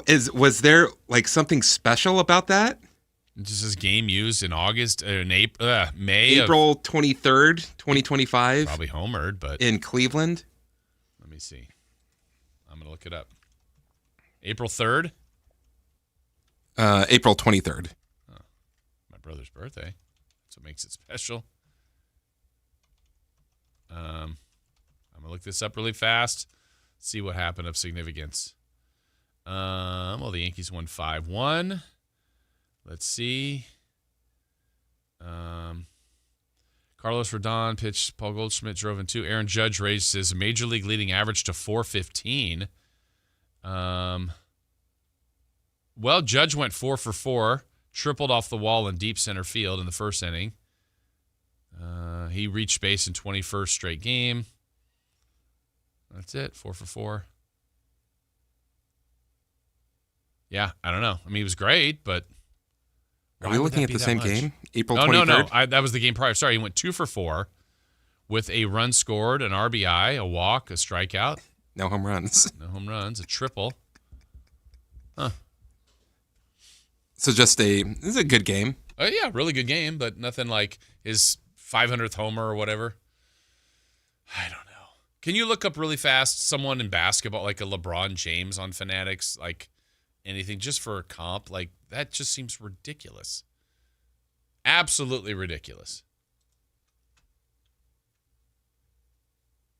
Because I can't believe that number. I really can't. While Chris is looking, I'm going to tell you, coming up, I'm going to share my thoughts in the next segment on the Hornets and the move to the MAC. There are a lot of people that have questions.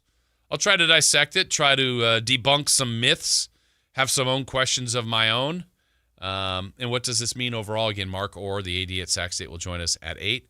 What'd you find, Chris? Anything? Still looking. Okay, he's still looking. Well, see what you can find there, because I don't know if this is a Fanatics thing per se, because I know they've gotten involved more in kind of some of the licensing, but that just seems like an absolutely absurd number.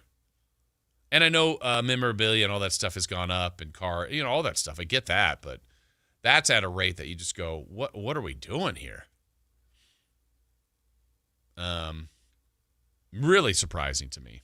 So, all right, we'll see if Chris can find a number when we come back. We'll have that. But again, my thoughts on the Hornets and the move to the MAC. It's a big move. A lot of questions with it. We've got our response to that next. Visit SactownSports.com and join the Sactown Sports 1140 newsletter. My perfect day has sand, salt water, and friends. But my moderate to severe plaque psoriasis can take me out of the moment. Now I'm all in with clearer skin thanks to Skyrizi. Risankizumab Riza, a prescription-only 150 milligram injection for adults who are candidates for systemic or phototherapy. With Skyrizi, most people saw 90% clearer skin, and many were even 100% plaque-free at 4 months. Skyrizi is just 4 doses a year after 2 starter doses. Don't use if allergic to Skyrizi. Serious allergic reactions, increased infections, or lower ability to fight them may occur. Before treatment, get checked for infections and tuberculosis. Tell your doctor about any flu-like symptoms or vaccines. Thanks to Skyrizi, there's nothing on my skin, and that means everything.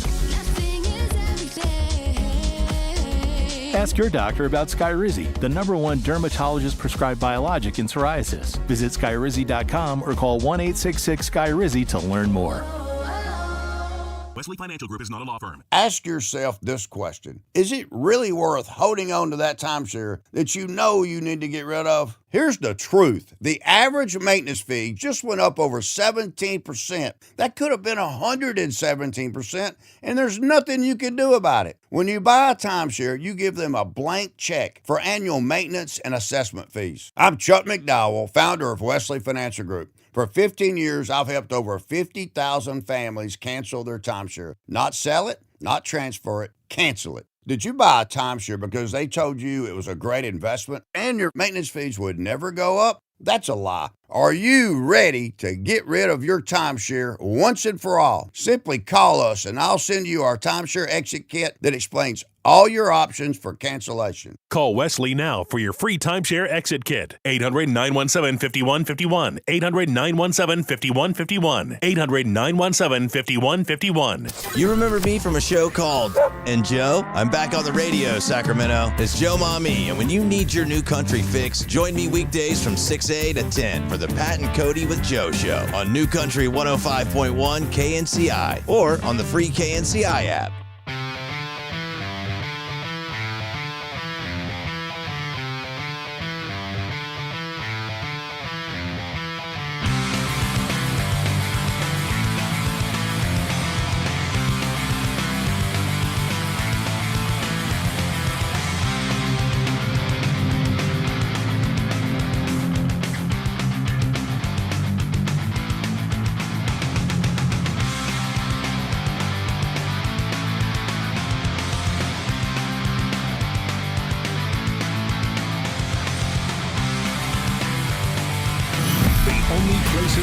To get your sports fix. Live and local. The Carmichael Dave Show with Jason Ross.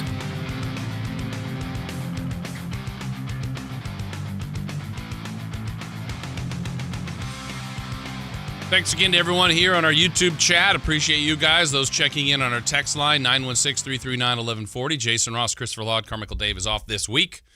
We are back. We got to wait a few more days for Kings basketball. The last portion of the schedule beginning on Thursday. We'll get into that later in the show as well. Mark Orr, the AD at Sacramento State, on the big move for the Hornets to the MAC, joining us at 8. So I want to dive into my thoughts on this. Being someone that has worked for Sacramento State for a long time, been calling their games since 1997. I have so many thoughts, so many different opinions on this that it really, to me, is a reflection piece on some history for me. I've been doing this long enough to remember, colleagues, people I worked with here. Grant Napier used to be here years ago, and very publicly on the radio would talk about how where Sac State was at the time. Like maybe they should stop football. This program is going nowhere. I know a friend of the show and still a columnist in this area and very good at his craft, Marcos Bertone. I still have this article in the Sacramento Bee that I kept. I should have brought that in today. Maybe I'll bring it in tomorrow. That literally was a think piece at the front, and it said why Sacramento State should drop their football program. And this was probably early 2000s. So we're 20 plus years removed from that. The Hornets have made their way through the Big Sky. They were going to be an FCS independent team this year, which would have been really difficult for them. By the way, they did have a template. They had a 12-game schedule ready to go. I know a lot of people are like, they only have 4 games. They now have 6. They had a schedule. They had it. They wasn't fully released because a lot of these things were in motion, trying to figure out would they be an FBS team. So they kind of had path A, path B. Well, they're on path B now because over the weekend it was officially announced. The school can, kind of release their confirmations yesterday. They are moving to the FBS level, and they will be a member of the MAC conference, the Mid-American Conference. Now, there's some things I think the Hornets did right in this, and others we're going to have to wait and see. I mean, there's some questions I have, and we're going to talk about these with Mark Orr. But first and foremost, I think there's some things that just need to be I read everything as much as I can on social media, and so there's people that love it, people that hate it, people that question it. All those things are right to do. I mean, I'm not going to tell you how to feel. I'm just going to try to fill in the pieces of things that I personally know and that I think should be removed from your doubts. Now, you can have doubts on certain things, but some of them I will bring up here that I think I don't even know why it's a worry. And first and foremost on that would be what I see a lot of is the travel. My goodness, the travel. Think about the travel. Well, the one thing Sacramento State did right in this for sure is it's football only. It's one sport, and I think the more, as the big picture of the NCAA, the more we see schools kind of do this, and I really think this is probably the way it should go, is football just is its own business. It's its own entity. It should be removed from other leagues. Personally, as my family and connections to UCLA, a lifelong UCLA fan, I have no issue with them being in the Big Ten for football, but probably everything else should be West Coast, Pac-12. So where the Hornets did the great job to me is they've moving every other sport for the most part. I think I want to say last year they almost had like 6 different conferences they were in because some sports don't match up with every conference or some sports don't match up with every conference. But every other non-football sport for the most part is going to be in the Big West. They're going to save some money there, some travel costs, and it just makes more sense for sports that either bus or take a plane, not a charter, that can hit the schools in California. They're going to save money there. That was a good move. For football, when people go, oh my goodness, and let's take the most extreme in the MAC. It's weird. I can agree to that Sacramento State is in the Mid-American Conference when you think about their schools in Indiana, Michigan, New York, and Massachusetts. I think I got most of them. I might have missed one, but it's the Mid-American Conference. Well, UMass is being added. They're in Massachusetts. Buffalo was added a few years ago. They're in New York. So let's take the 2 most extremes. Sacramento State traveling to New York. Sacramento State traveling to Massachusetts. And Ohio. That's 4. They have 4 of them. 4 road games. That's it in the conference. There's going to be 4 road, 4 home. It's travel. It's significant, but I got to tell you, as someone that's used to travel with the team on commercial, they don't do that anymore. Everything's charter. So on a Friday, we will go to the Jet Center, and if I'm getting on a plane with the team of travel party of 120 people, I'm coming up with a number that's probably pretty close. And we are boarding that plane at the Jet Center and flying to northern Arizona, Missoula, Montana, last year, South Dakota, Eastern Washington. We're getting on a plane. Like that same plane is traveling farther. Yes, fact. The cost, it's roughly that when people are getting caught up in the travel part, it's not a big deal. That part of it. Now, yes, the flight from 2 hours to northern Colorado, 2.5, will now be 4 to Toledo, Ohio. Facts, it's a longer flight. But you know what? We usually leave Friday morning. We're at the location Friday afternoon or evening, play the game Saturday, and back home either late at night or first thing in the morning, on with our day, on with our week. That's how it goes. And you do that 4 times. That's it. 4 Saturdays is what people are freaking out about. 4. Okay, it might be Tuesday. We leave on Monday. Play on Tuesday. Back Tuesday late night or first thing Wednesday morning. That's it. It's not as big of a deal as people are making it out to be. They already do that. And you could argue, and I saw the FCS portions of the SCS independent schedule they were going all over the country too.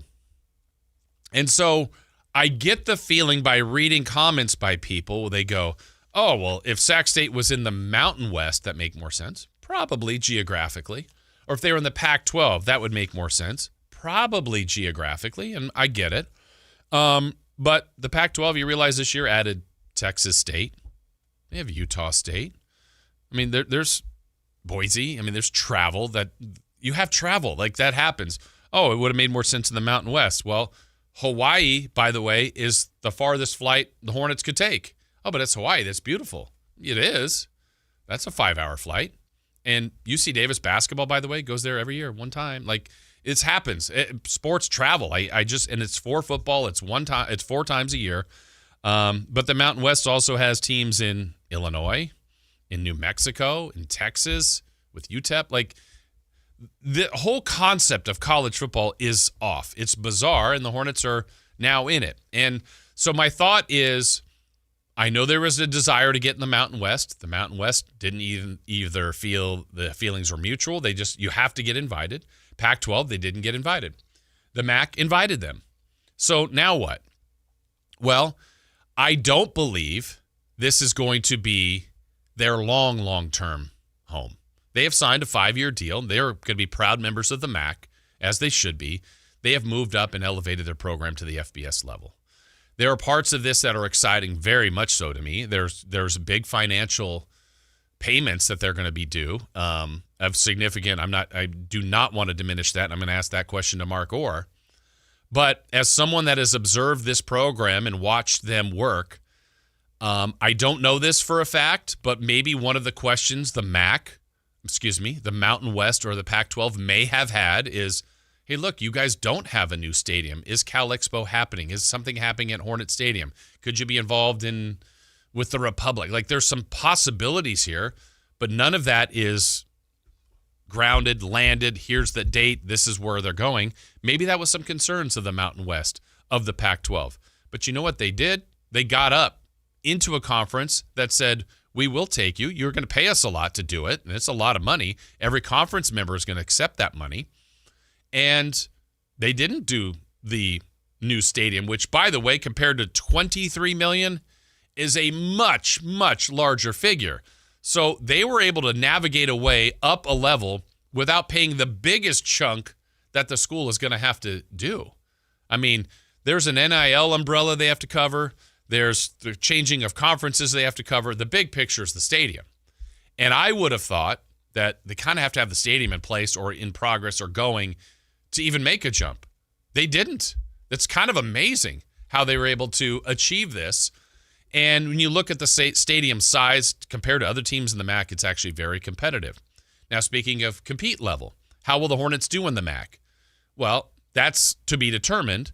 If you look at recruiting rankings, if you look at portal transfer rankings, the Hornets are right in the middle of the MAC. I mean, they're right now that looks good, but I don't know until they're in the week in and week out against Western Michigan, Central Michigan, Toledo, Kent State, Ball State, whatever it is, how will they look? I know from past experience, and again, kind of the history lesson here, doing games since 97, the first time the Hornets jumped up to play up, and like a dream of John Volek's way back when of this kind of being where Sacramento State football could go, they played UTEP. I was so excited for the Hornets to go to play UTEP. How's this going to look? This is going to be fun. Honestly, it was men against boys. The Hornets were not ready. But they got their money, played them, learned a tough loss. Every year they're playing up. Every year they're not competitive. I remember it was about the 5th time they're doing it. We were going to Nevada. I'm thinking, you know what? I think Sacramento State might be able to. I think they're going to compete. I think they can maybe do this. And I want to say it was like 57-0. They lost. Like, man. But then something happened. The program got better. The gap is not that large between who just won, Indiana and Sacramento State. That's significant. The gap between last year, the Hornets played Nevada. Nevada won the game. The Hornets should have, but that's a team in the Mountain West. I left that game going the Hornets were better than Nevada. I see other teams in the conference. The Big Sky is very good conference. Montana, Montana State, Idaho State, Davis. They're good teams, and they beat teams in the FBS all the time. Now, could they compete in the conference every week? That's to be determined. I think North Dakota State, moving into the Mountain West, they're going to do great. Now, they've been one of the best teams in the FCS level. My point is the gap is not that significant. They're going to be better players than the Hornets have seen on a consistent basis. But, for example, a couple years ago, Cameron Scadaboo, absolute stud at Sacramento State. When he moved to Arizona State, I'm like, I don't know. That level's higher. I'm not sure. He was an absolute stud at Arizona State. He's gone on to the NFL, absolute stud. If you can play, you can play. The Hornets have good players. Now they're going to be a chance to recruit some more local guys. There's going to be someone at some point here now that maybe has gone to Sacramento State football games for 10 years with their family, and they're a local high school stud, and is going to get NIL money offerings from other places, and they're going to go, you know what? I'm going to stay home.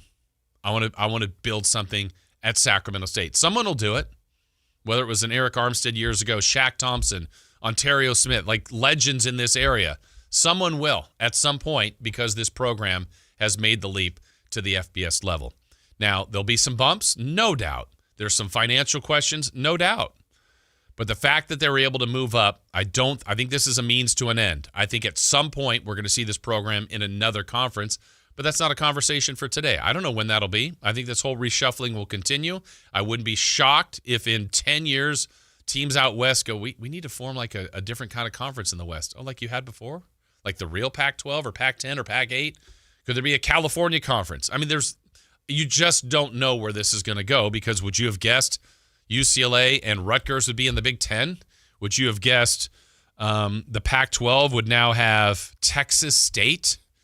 Would you have guessed that North Dakota State would be in the Mountain West, that the Hornets would be in the MAC? No. What will this do for UC Davis? I mean, all of this keeps churning and moving, and to me, it's super exciting and scary in the same sense. And I'm borrowing this from someone who told me this, and I think they're right on. To me, what this is equivalent to is like a risky NBA trade. You could look at that trade in a year and go, ooh, I don't know what they were thinking, or that was a stroke of genius, one of the greatest moves that franchise ever made. I don't know where this is going. It's exciting to see the Hornets in action on Tuesdays and Wednesdays in November. Maybe, maybe not. Maybe they're not a part of that schedule this year. That schedule will be out in about a month or less. And the fact that more people have talked about Sac State in the last 3 to 4 years than the 26 years I have done their stuff before, in good or bad, more. It's just way more attention, and they just got a lot more of it. And again, we're going to talk more about that with Mark Orr, the AD, coming up at 8 o'clock. I got a lot more to say about this. We got to take a break. When we come back, we've got more on this, more of your thoughts. If you want to share them at 916-339-1140 and on the text line. We'll react to that. And again, Mark Orr joining us at 8 right here on Sactown Sports. On the move? Got somewhere to be? Take Sacramento Kings basketball with you. The Sactown Sports app will let you stay connected to your passion. Never miss a moment of Sacramento Kings basketball with the Sactown Sports app.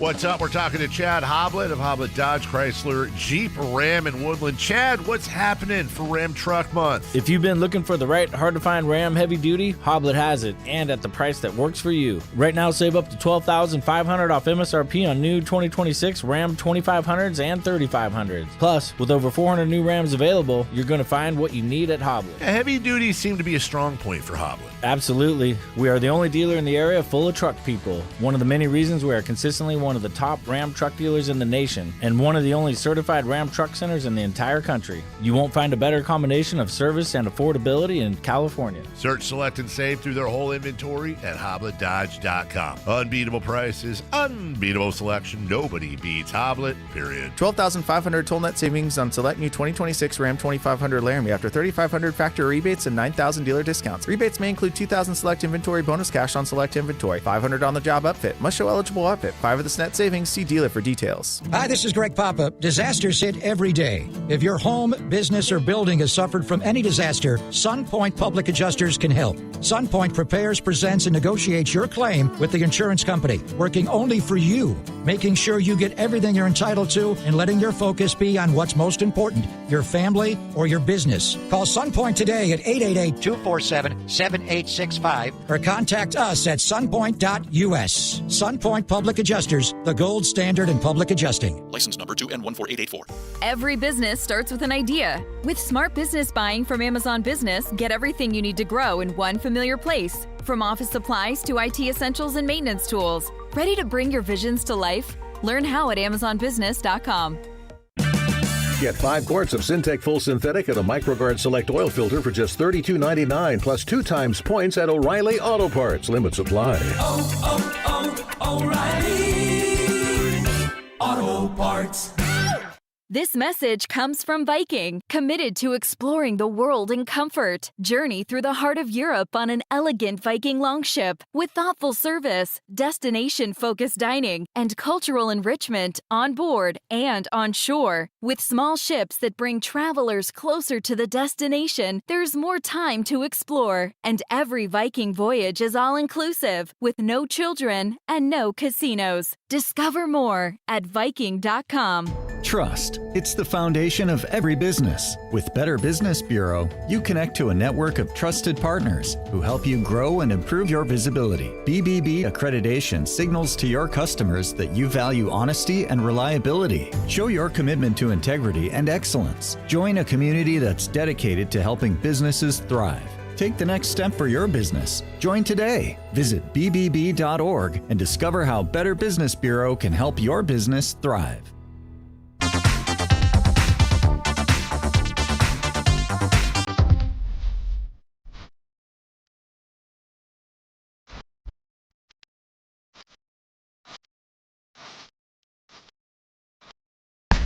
Carmichael Dave. He has very good sources, and he just kind of tells it as it is and gets to the point. Jason Ross. He has a lot of pretty smart things to say. He's good at what he does. On Sactown Sports.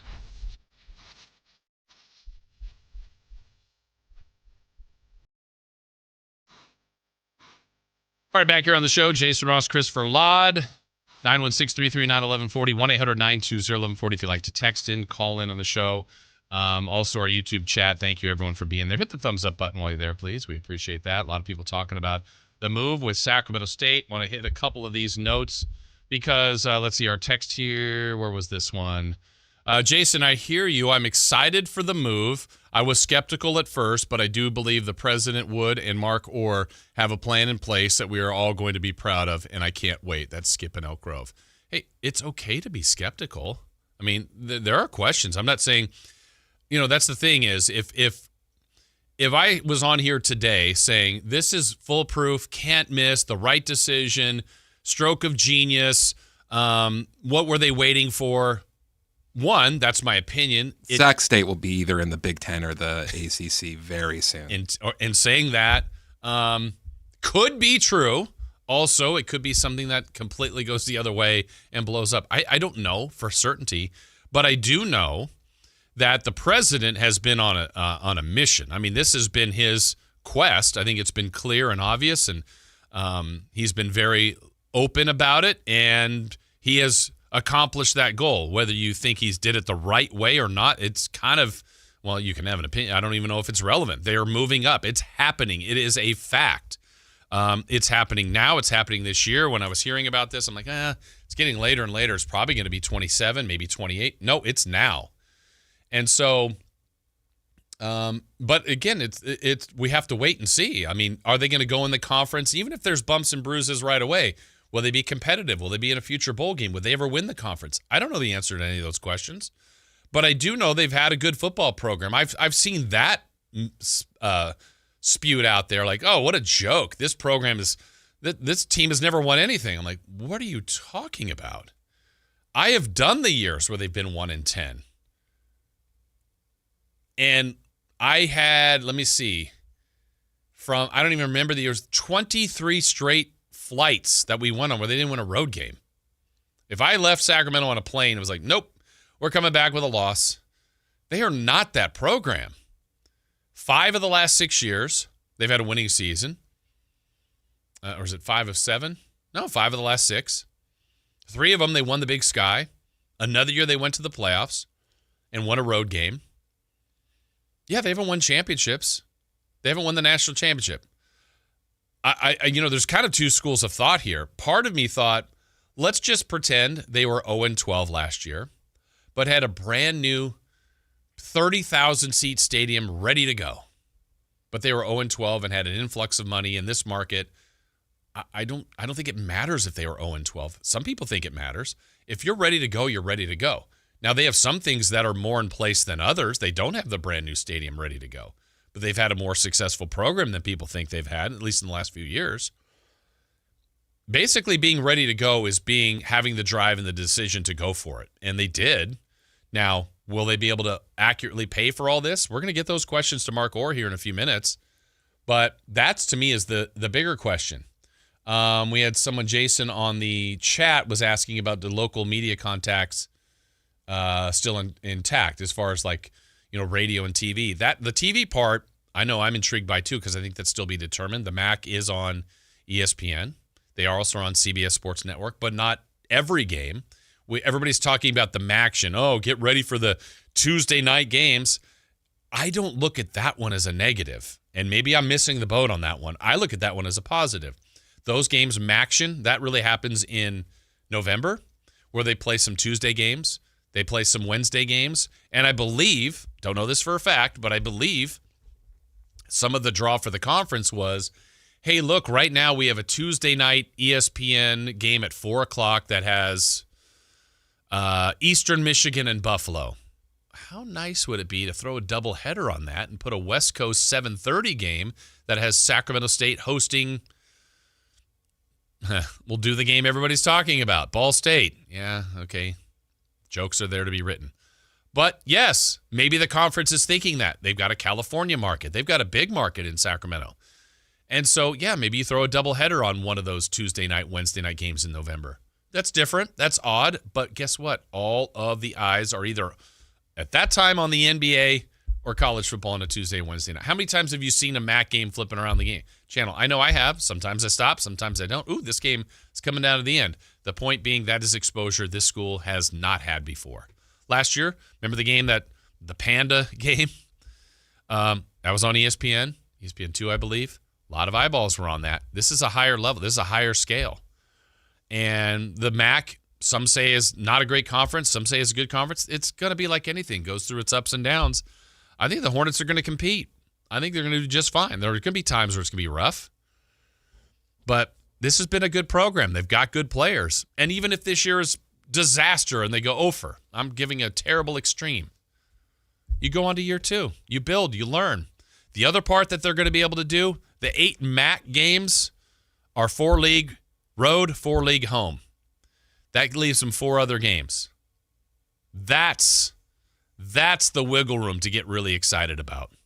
What will those 4 games be? We know they're saying they want to have football pay for as much as football as they can. Where they get paid are on those 4 other games.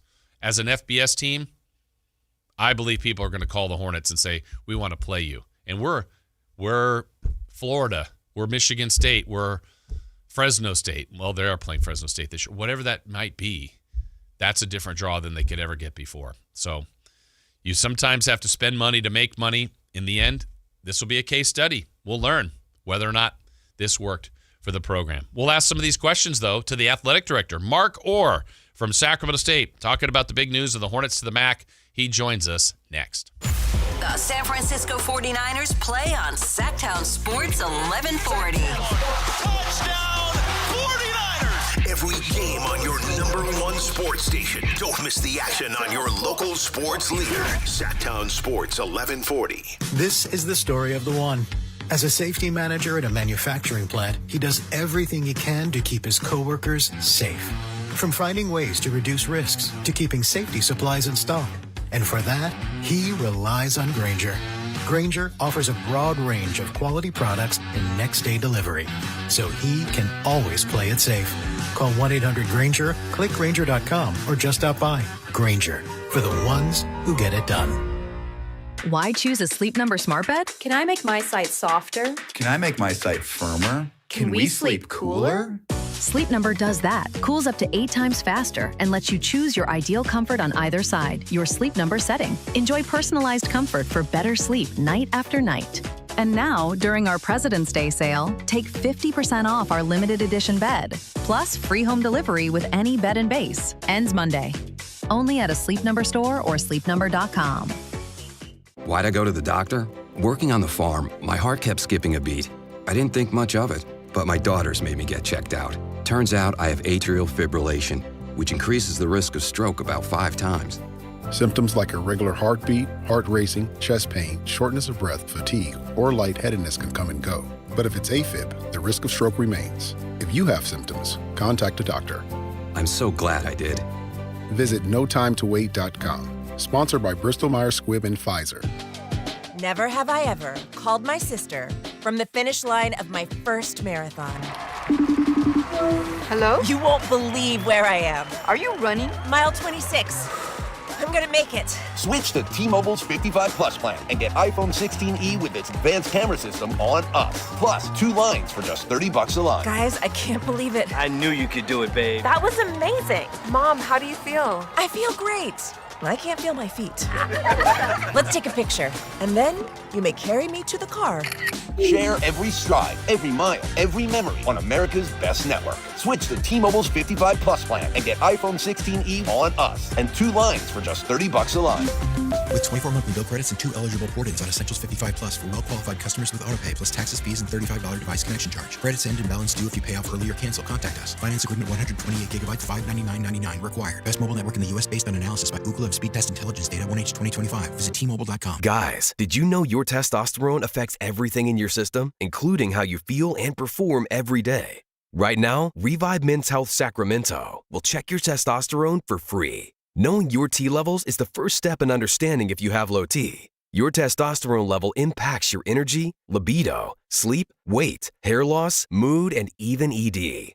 Maintaining an appropriate T level can change your whole life. Most men start to see changes in their hormone levels in their 30s. Experience and results matter. So what are you waiting for? Get your T levels checked today by local, experienced, and trusted men's health experts. They've helped thousands of men since 2011. They're so confident they can help you, they even guarantee it. Call Revive today and schedule your free testosterone test, free exam, and free consultation. Call Revive Men's Health at 916-277-8599. That's 916-277-8599. Or visit ReviveMen'sHealth.com. KHD1 Sacramento, KYMX HD3 Sacramento. From the Power Business Technology Toshiba Studios. Sactown Sports 1140. The Carmichael Dave Show. He's on the microphone when he's not on the microphone. He's playing a song, and when he's not playing a song, he's on the microphone, and then boom! With Jason Ross. No, he didn't! Yes, he did! Call or text at 916-339-1140. It's the Carmichael Dave Show with Jason Ross on Sactown Sports. All right, back here on the show, Jason Ross, Christopher Laud, Carmichael Dave off this week. We're going to be visiting here with the athletic director of Sacramento State, Mark Orr, in moments. Do want to catch up on a few texts and tweets. We got this from the chat. I would watch more local college football games in the NFL if they were televised more. Well, they were all televised. Did you not see me? Hello? Hello? I was out there. It would be fun to get a Fresno State rivalry going at some point. Agreed. The Hornets do play Fresno State this year. But, for example, that is a good example there from our texter, our chatter, that, you know, in the past, being an FCS team, the Hornets would play up a level. This last year, they played at Nevada. You're going to always have to go to play that team, get paid to go play that team.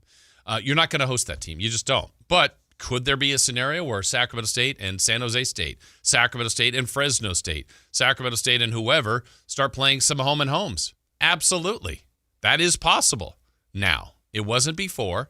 That is something that is possible. We'll ask Mark Orr about that, too, about the scheduling. I mean, look, like I said, they had a template for a 12-game schedule as an independent FCS. That Mark had to do some magic work to get that done. Now I'm expecting that'll be a little bit better. And before we bring Mark in, I got one more here. I thought this was pretty cool text. I'm buying season tickets for the first time in my life for Sacramento State football. This is phenomenal. I was going to games as a teenager in the 90s watching Charles Roberts, and for decades I've been arguing, why can't we replicate Boise State in a market this size? Now they should partner with the Republic, build a 25,000-seat stadium at the rail yards, but I'm in. Well, awesome. That's one person's opinion, and bring them on. More people to the Hornet family. That's exciting. All right, let's bring in the athletic director, Mark Orr of Sacramento State, to join us, help us, and help you learn more about this big decision and what this means for everybody. Mark, it's Jason. How are you this morning?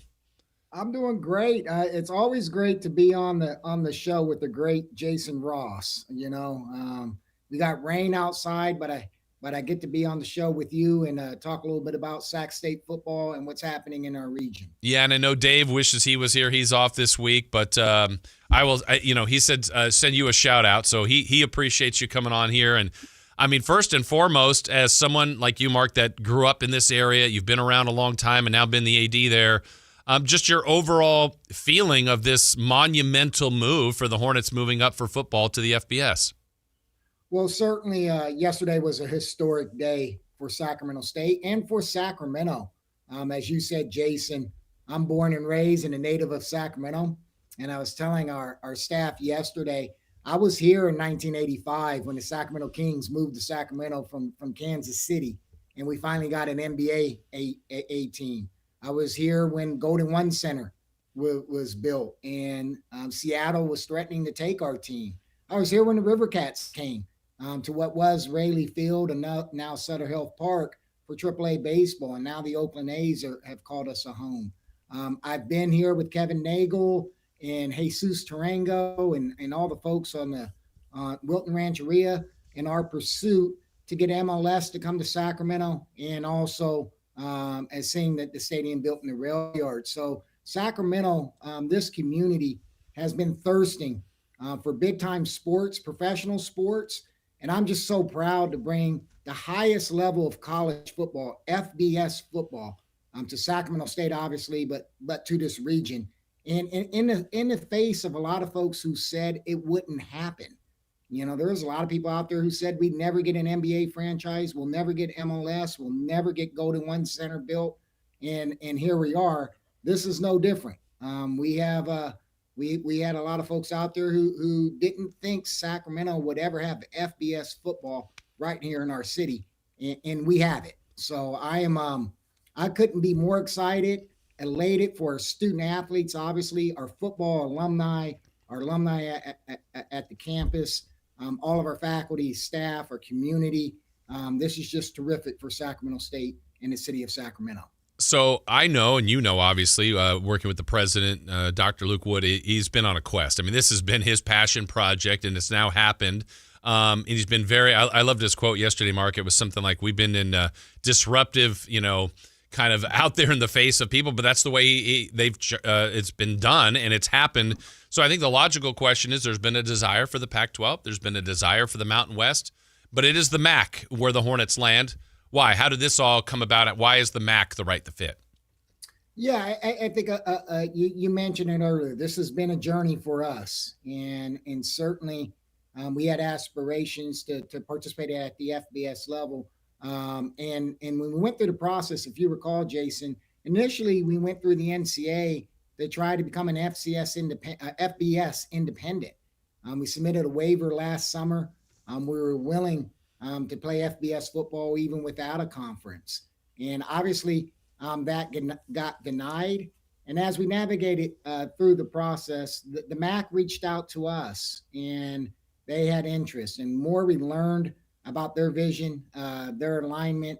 MAC football, for those in the Sacramento community and those who are listening, it is great football. Max Crosby, who's an all-pro for the Las Vegas Raiders, great player, came out of the MAC. Antonio Brown, Ben Roethlisberger, Khalil Mack, another great NFL player out of the MAC. So I've always had tremendous respect for the quality of football in the Mid-American Conference, the MAC. And 5 bowl teams this year, So as we started having conversations with their league leadership, conference leadership, commissioner, we discovered pretty quickly this would be a good fit for Sacramento State. It also is combined with the rest of our programs going to the Big West. So this is a football only conference arrangement. It's only 4 road trips. It's only one sport. It allows our other sports to continue in the Big West, which is a terrific conference for the remainder of our program. So in a lot of ways, we ended up with the best of both worlds, a great home for our basketballs, our baseballs, our soccers, our volleyballs in the Big West, California-based conference, highly competitive, non-football sponsoring conference, and then the MAC. In my opinion, one of the best group of 6 FBS football conferences out there that has a rich history and aligns perfectly with Sacramento State. So, Mark, the question I get the most, and I'm sure you do on a scale 10x than I do, maybe 100x, is how are you paying for this? I see it all over the place. It's a big money. It's a big dollar figure, certainly coming from the school to move up one and then to join the MAC conference. But you got to pay to get there, and I know there could be some other financial benefits along the way here, but I'll ask you that. How is the university going to pay for this big move? Well, certainly it's an investment. It's an investment into our student athletes, into our future, into our national brand for Sacramento State. It's an institutional investment. This isn't just an athletics endeavor. This is obviously, you mentioned President Wood. This fits into our institutional strategic planning. The investments will not come from any student fees, any state funds, anything that was earmarked for the quality education that we provide all of our students here at Sacramento State. We will primarily pay these revenues back through revenue generation through athletics. Certainly game guarantees, for those listeners who don't know what game guarantees are, teams pay other teams to come play games at their home sites. So for instance, this year, we're going down to Fresno State to play a football game. That contract was signed when we were an FCS program. We're getting close to about $400,000 to go to Fresno State. 2 years ago, San Jose State went to Auburn, University of Auburn. San Jose State, being an FBS program, collected $1.6 million for that one game. So it's a big difference between being FCS and being FBS, what you can get in a game guarantee. So that's one source. Certainly fundraising and philanthropic giving. I can tell you since the announcement yesterday morning, our donor base is thrilled and energized to support Sacramento State football even more than what they've had. So I anticipate more gifts coming in that way. Corporate partners. We have several terrific corporate partners. That support will continue to grow. You mentioned we have partnerships with Wilton Rancheria and Sky River Casino. We have partnerships with Golden One. We have partnerships with SMUD. We have partnerships with Kaiser. So I think the local businesses and the partners will continue to support even more so now that we're an FBS program. And then ticket sales, merchandise, concessions, all parking, all the other pieces that go with revenues for football. As it's been reported, year one is a $6 million fee, and then it's $3 million a year for the next 4 years, a total of $18 million. And we have a plan. We did an economic impact study of how we're gonna manage that. Talk with Mark Orr, the athletic director over at Sac State, with the big news: the Hornets moving into the FBS to play for the MAC. I want to go back to the game guarantees, Mark, because I know you, and maybe one of the most difficult jobs you had specifically this year, going into this year, was creating a FCS independent schedule, and that you guys were going to have a 12-game roadmap, and now it's completely different with the MAC. You're going to have 4 road, 4 home. On those game guarantees, your 4 non-league games. You mentioned Fresno's already on the schedule, but is that now a target of maybe a bigger grand prize here, looking at some real big competition of like, hey, look, that we're going to test the waters potentially down the road and play some big teams and look at some big financial gains of maybe playing a Big Ten team, an ACC team, an SEC team, that kind of thing? Yeah, are you pitching UCLA to me, Jason? Yes, I know, yes. You're a Bruin, aren't you? So I am a this is a way for you to say, Mark, are you going to play my Bruins and we get a trip down to UCLA? Well, I might actually have a counter because I think I would maybe be insufferable on the radio if the Hornets went to USC and somehow pulled off the upset. I might still be screaming if the Hornets won that game. Well, if Dave was on today, I'd tell him we'd go to Tallahassee and play the Seminoles as well. No, to answer your question, this year's schedule will be we're late. We're late in the scheduling cycle. Obviously, it's February. Football season's in the next 6 months. So it's priority number one. Yesterday's announcement, most of today and tomorrow and over the next several days. Our first step is to get a conference schedule from the MAC, because obviously we got to develop that first.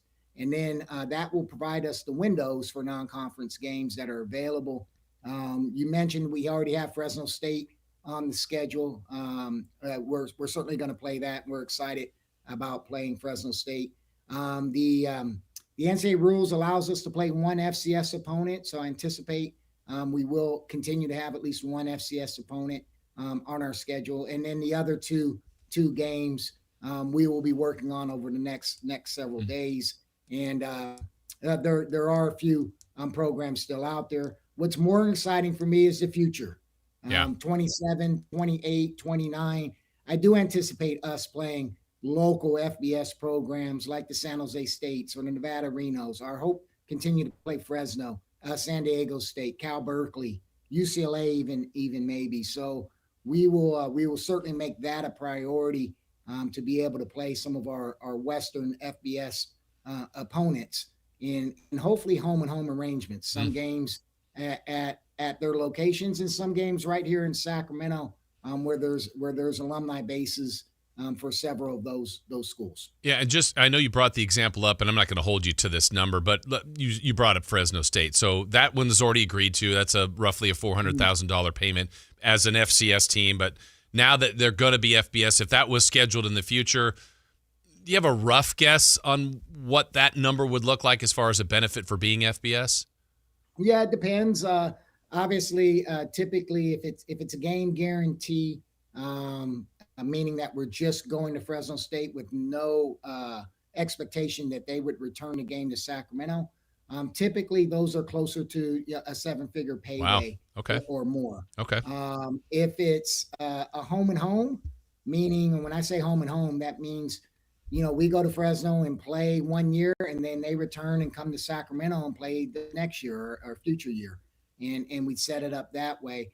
That typically isn't a financial exchange. That's one home game at their site and one home game at our site. Sure. But the draw of bringing them here, obviously ticket sales, they could bring people from Fresno or San Jose. Yeah, there's certainly a rivalry there too that could be fun to develop. As far as the one that I don't know how anyone would quantify, but it obviously there's logic behind it, Mark, to see the MAC. I see Tuesday night MAC football. They are on CBS Sports Network. They are on ESPN a little bit more, certainly, than the Hornets have been. I don't know how to quantify the benefit of that, but I know it's a benefit. What's your thought on what kind of the grander national exposure of someone in UMass that goes, what? Sacramento State has, like, they just don't know, or Buffalo or Kent State, but they will now know. I don't know how to put it in words, but what do you think that will mean for the program? Yeah, as preparation for this, we commissioned an external economic impact study utilizing a firm called Collegiate Consulting. They estimated the value of us, just the media exposure of being in the MAC, of $195 million in media value annually each year. So over 5 years, that's a big number. That's $900+ million of media value that Collegiate Consulting has done. So certainly the exposure the MAC has on national television during the midweek games and also on Saturdays is very different than what we've had in years past. That was one of the main attractions to us partnering with them, being able to have that exposure all over the country, and for our student athletes to be able to play on a national audience each week. That is certainly attractive for us. Talk with Mark Orr, the athletic director over at Sacramento State. I've seen here, too, some future or maybe now improvements towards the current Hornet Stadium. What are we talking about there as far as what fans can see this year, next year, and the years to come as far as the short-term improvements at the current site? Yeah, there's some short-term improvements for this upcoming year. We're investing just over $3 million into Hornet Stadium. Jason, as you recall, last year we made some improvements with LED boards and seat padding and new seating in the end zones. So we're going to expand upon that, add more seating to the end zone to create a little bit more of a horseshoe look instead of just two sides. Have a little bit more of a horseshoe stadium look. We also are adding more padded seating, visiting team locker room to accommodate visiting FBS teams coming in, a few more cabanas and suites, improvements to our video boards, and of course, continued improvements with concessions and restrooms. As far as stadium future, I know there's been lots of starts and stops on different things. Is there any update, whether it's at Hornet Stadium, other sites, CalEx? I just kind of what's the latest mark on kind of where that is right now? I know this was a big announcement yesterday, but just where that might be going. Yeah, certainly. Obviously, as I mentioned, we're continuing to invest in the short term in Hornet Stadium to improve the fan experience, and now the visiting FBS team experience. So that's priority one in the short term here, meaning over the course of the next few months. The other priority is our future home, permanent home for Sacramento State football. The plan is still to explore Cal Expo. We are working through with the officials at Cal Expo to do that work. Everything from doing all the feasibility studies, the seismic, all the things that you need to do to plan for that project. Plans are still moving forward. We've been in dialogue with the officials at Cal Expo consistently over the last several months. And our hope is that will continue to progress and we'll have a permanent stadium solution. How about, I know this is in its infancy, the news just came out, but are you noticing campus impact, community impact, the amount of people to me, Mark, that have reached out of something as simple as, well, I say simple, but they're like so excited the Hornets are going to be in the EA Sports college video game in 27 or whatever. Yes, my teenage sons are really excited about that. But, you know, on campus, it's the first day back, I guess, or yesterday, but just, I don't know, on campus, community, what's the feedback you've been hearing? Yeah, it's been very positive. Certainly, one of the best moments I've had is letting the student athletes know yesterday, the members of the football team, this is a dream of them. Theirs to play at the highest level of college football. So that was exciting. Certainly from the coaches and student athletes. There's some social media videos of them having a good time. Yeah, coach loves to dance. Yeah, so that was fun. On campus, our students are very excited. Again, being able to witness and participate in FBS football is on campus has been very, very, very exciting. Within the Sacramento community, as I mentioned, I live here. I'm from here. I think there's a little bit of what did I say yesterday? Sacramento versus everybody. Kind of we've been an underdog as a community. And I think we want to show the nation that big-time college football can work and will work here in Sacramento. So I think there's a thirst. I'm seeing a thirst, and our fans, our ticket sales, all those kind of things. New season ticket holders, as you mentioned earlier, people want to come out and not only support Sacramento State, but show what this region can do to support not only professional sports, but big-time college football. And we are just excited to do it. I'm privileged to be in the chair now and be the leader here at Sacramento State to make it happen. Yeah, I know there's others that have had like some goals and vision of this, and you know the fact that it's here. Part of me can't believe it. Part of me is excited, and all of it. And just watching the program, Mark, you've seen it. You've been here for it to see. You know, there's been lean years for sure, but I mean, there's been undefeated seasons. There's been runs at the FCS.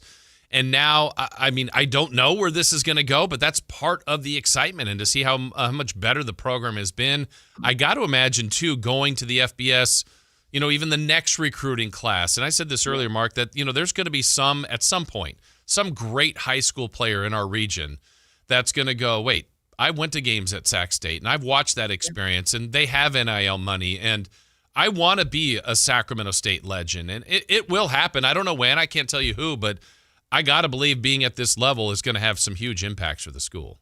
No, for sure. And Jason, you and I have roots here, and I do recall the days that we were Division II, and then we made the jump to FCS, and then we become successful in FCS, and now we're making another jump. I had a good conversation with the great Eric Armstead, and he put some stuff on social media. Mm-hmm. Eric was one of the best high school players ever to come out of Sacramento, and is obviously Walter Payton Man of the Year award winner in the NFL, Jacksonville Jaguars, San Francisco 49ers. And Eric and I were chatting, and gosh, and I was a recruited football student athlete out of Sacramento that went to Cal Berkeley. Eric obviously went to Oregon. And, maybe some of those decisions change if we have a local FBS program that's playing at a high level here in Sacramento. So Sacramento local recruits have never really had that option. I do think it's going to impact us in terms of being able to retain local talent.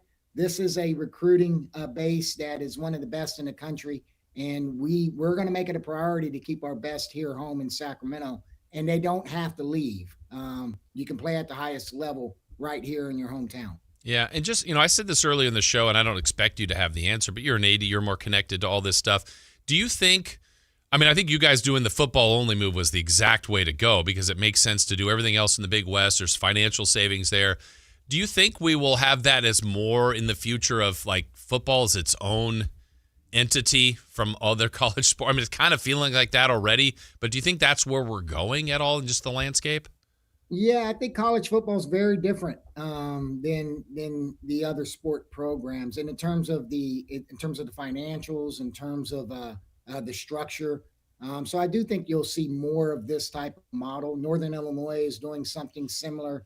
They have their programs in Horizon, their football programs in the Mountain West. University of Hawaii last year had football in the Mountain West and the rest of their sports in the Big West. Notre Dame's done it for a long time with football being an independent and the rest of their programs in the ACC. So I do think you'll see some of that. I will also say every program has its own path. What we do at Sacramento State may be different than other parts of the country or other programs and other universities. This makes perfect sense for us, and we couldn't be more thrilled about it. Well, it's exciting times. Certainly, it's just all fresh news. To see where this is all going to go is going to be a fun watch to see how this develops. Mark, thank you so much for sharing more information. Congratulations on the big news, and I'm really looking forward to Hornet football this next year. Thanks for joining us. No, thank you for having me, Jason, and those listeners out there. Thank you for your support for Sacramento State and for sports in Sacramento. It is tremendous. I encourage folks, get your season tickets, come out and support FBS football right here in Sacramento. We can't wait to get started. Awesome. Thank you, Mark. We appreciate it. We look forward to that schedule coming out soon, too. Thank you. Priority one. I'll be on the phones all day today. Well, that's a good thing. All right. Thank you, Mark.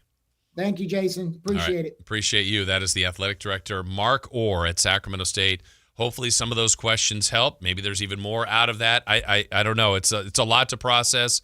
Again, I'm in that excitement, nervous, all of that stage. It's unknown, it's uncharted, but they did make a jump before. They're making another jump, and you go along for the ride. It's going to be an interesting case study to watch. We're going to have more reaction to that. Kind of want to get your thoughts. I want to break down some more of what Mark had to say.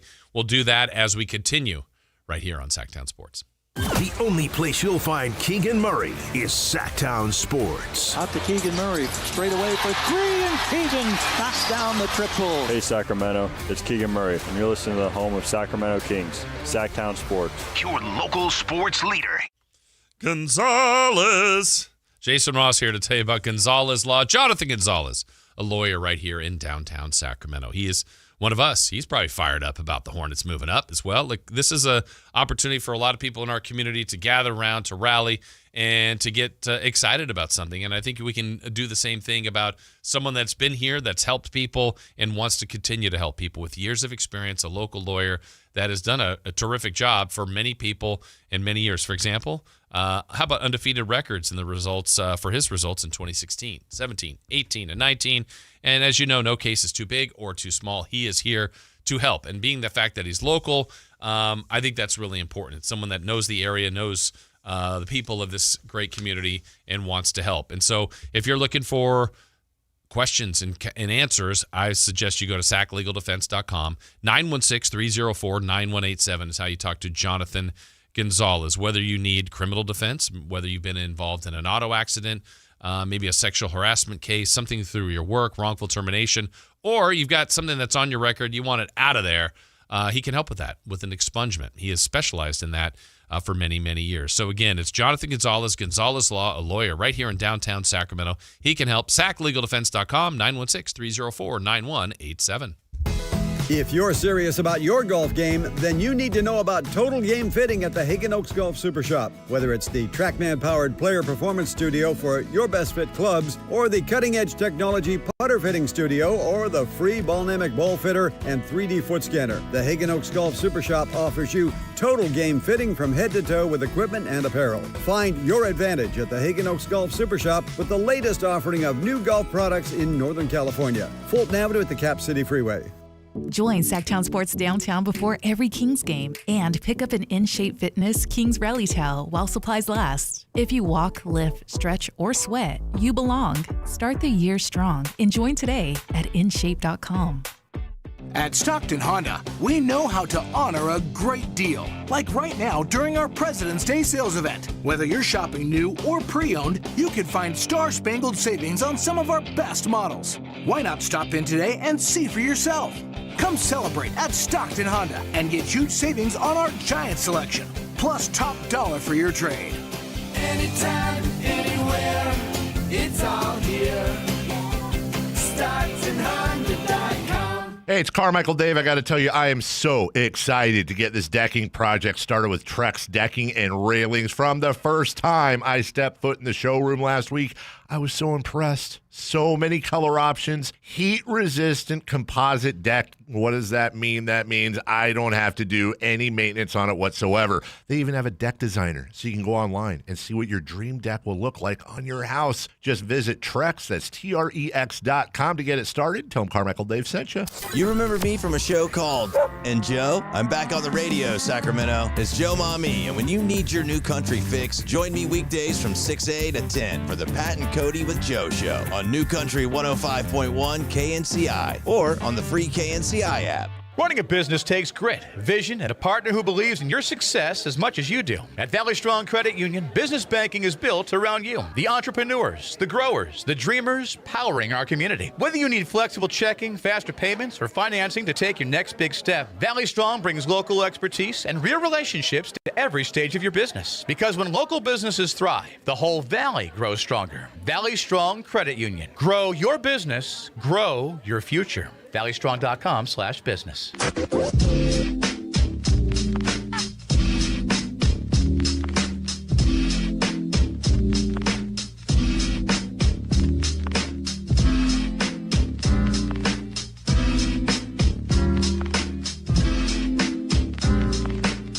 The Carmichael Dave Show with Jason Ross. Call or text at 916-339-1140. On Sactown Sports. Welcome back in. Again, our thanks to Mark Orr, Athletic Director at Sacramento State. Anything you ever miss on the show, you can feel free to go back on demand, basically right there for you on SactownSports.com. Our YouTube page, like, subscribe, get on there. You can watch these videos. You can listen to them. Tomorrow, we're scheduled to have Ross Dellinger, who's been covering this story, kind of get a national perspective on this move for the Hornets. Text line, following up on some things here. Hey, boys, how about some baseball with this beautiful spring weather? Yeah, it's nasty out still. It's dumping out there, so be careful. 209 says, I love the Tuesday night game. Excited for the Hornets in this big step. Stingers up. Okay. It's exciting to me. It honestly is, and I also feel like I'm way too close to it, and I've seen plenty of people question it. They've doubted it, and that's fine. Like I said, we'll know. We'll learn. We'll find out. On the list of things, I think for me, my biggest worry is the monetary part, honestly. And if they're not worried about it, if they feel like they can cover all that, then why should I? It's like a little bit like a team spending a lot of money on a player or this. Like, it's not my money. But the travel part, no big deal. Eliminate that from. I mean, it's weird, but like I said earlier, if you missed it earlier on, like Rutgers and Oregon are in the Big Ten. Stanford and Cal, who are further west than Sacramento technically, are in the Atlantic Coast Conference, and they got to go to Duke and Florida and Georgia and Virginia, but they don't go every week. I mean, Sac State won't go 4 times. Mark Orr told us they're going to have 4 road, 4 home. That part of the schedule will get laid out. They'll fill in the 4 other games. That, to me, is the thing. And if you heard what he said, look for them to play. I bet they're going to want to try to get some home-and-home rivalries, so some San Jose State, some Fresno States. If they could get them there and here, that's beautiful. Maybe play one FCS team a year. That, to me, is a dangerous game. I personally, this is now me as someone that was in the FCS, loved when the Hornets played up because there was nothing better than when you won that game. Now, conversely, if you're that FBS team and you lose to an FCS team, it's not good. That's damaging. You pay them to come here and you lose, which can happen. It probably will happen. Law of averages, it happens to teams. And then there'll be another game or two where that's more of that guarantee money. It's like, okay, do the Hornets go play Michigan? Do they go play Alabama? Do they go play Texas? Do they go play Syracuse? Do they go play Clemson? I don't know the answer to that, but I can tell you, I think being now, I should have asked this to Mark Orr, but I've known him long enough that, for example, I don't think I'm speaking out of turn here, but one of the teams that was going to be scheduled for the Hornets at the FCS level in their independent schedule this year, I believe was, I think is Chicago State. I think that's their school's name. I think they're Chicago. I don't even know, and pardon me for that. But they were brand new to the FCS. There's an excitement. Well, let's go play them because they're new at this. That's likely a team that you can defeat. They played Mercyhurst this last year. They were new to the FCS a couple years now. Well, the Hornets are now that team. They're the new team to the FBS. So a team like, I'm looking at the big screen right now, it's the championship. It's Miami and Indiana. They may go, oh, yeah, it doesn't penalize us for losing or for beating Sac State. Let's go get an easy FBS win. Yeah, we'll pay you $1.8 million, Hornets. Come out here. Well, they're going to be 30-point underdogs, and you go play and see what you can do. My point is there are ways to get some of that financial money back. I think moving to the Big West was needed and smart. So there's some savings there. It's a big cost. But the other part about it is the compete level. And I don't know the answer to that, how they'll do against Akron, Kent State, Central Michigan, Western Michigan. There are going to be teams that are better than them, but they're going to be teams that they can beat. And I know this from, like I said earlier, the history lesson of this for me. When I watched the Hornets under John Volek go to UTEP and go, nope, men against boys. It's not working. Okay, New Mexico. They can maybe, nope, couldn't beat them. Then under Marshall Spurbeck, years down the line, this is, a couple coaches removed, and they played up for several years and not being really competitive. They defeated Oregon State. One of the great moments for me ever was that win, going for 2 in overtime and winning. Going to Colorado, Folsom Field, beating them. Awesome. Beating Stanford on the farm a couple years ago. Going to Colorado State, who's now in the Pac-12. This was the undefeated season with Scattaboo.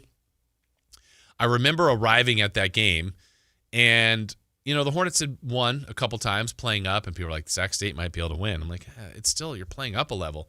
Getting there, and those guys are like, you're going to beat us. I'm like, oh, okay, they're confident we're going to win.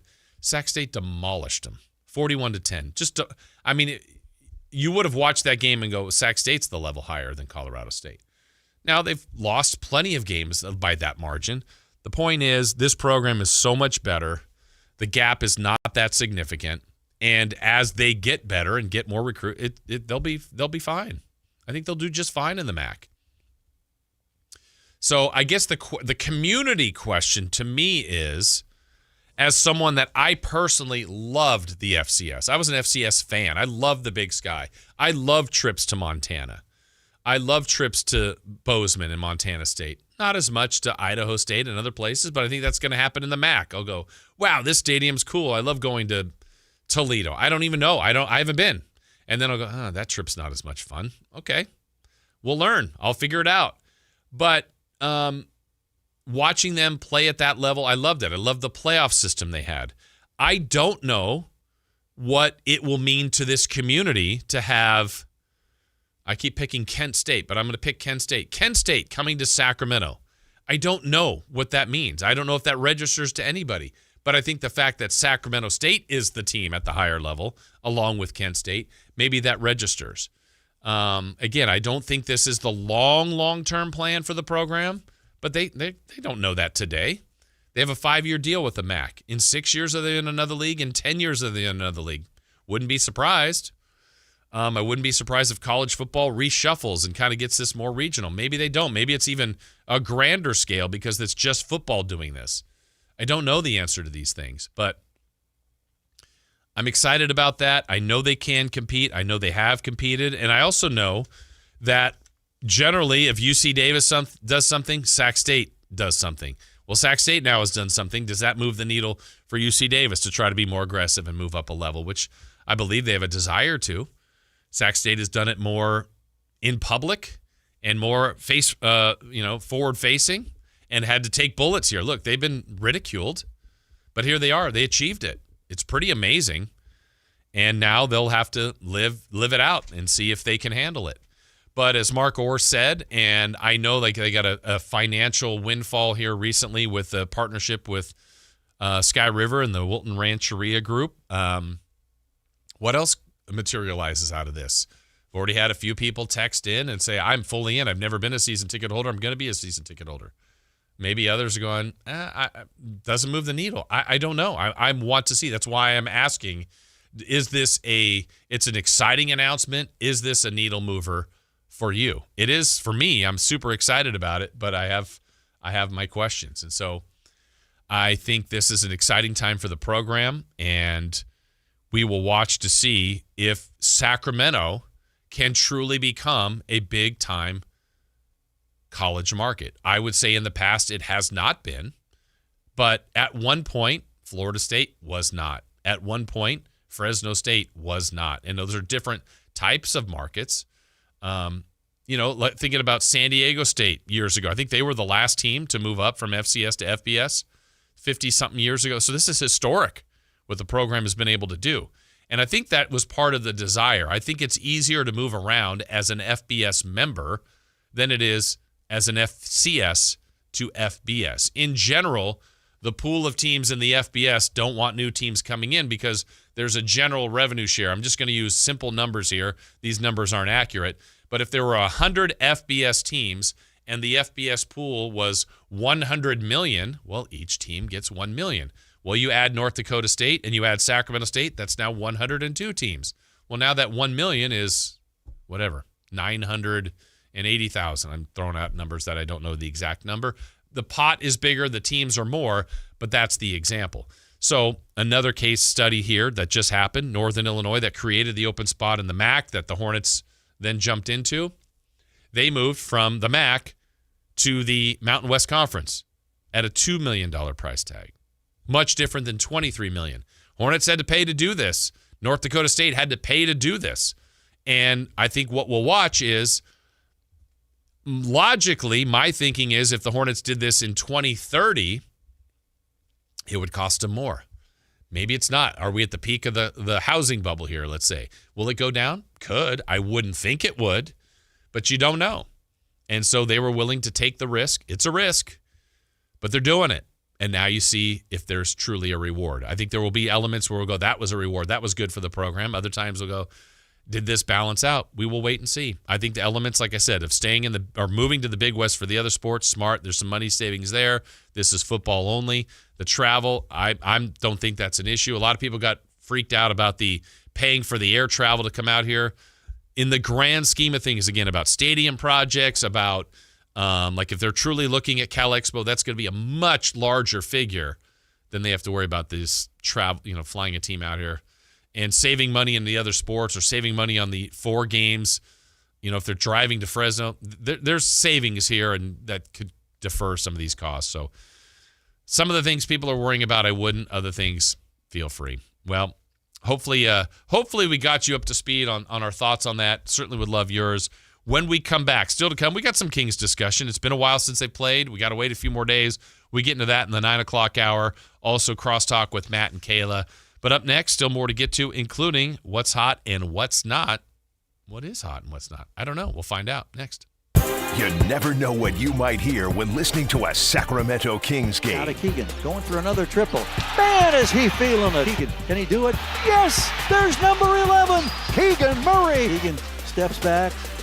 He just knocked down his 12th three-pointer, a Kings franchise record. He's got 45 points. Never miss a moment of Sacramento Kings basketball with Sactown Sports and the Sactown Sports app. Check engine or ABS light on? Take the guesswork out of your warning lights with O'Reilly Veriscan. It's free. Ask for O'Reilly Veriscan. O'Reilly Auto Parts. Confidence is knowing you're ready to handle whatever comes your way.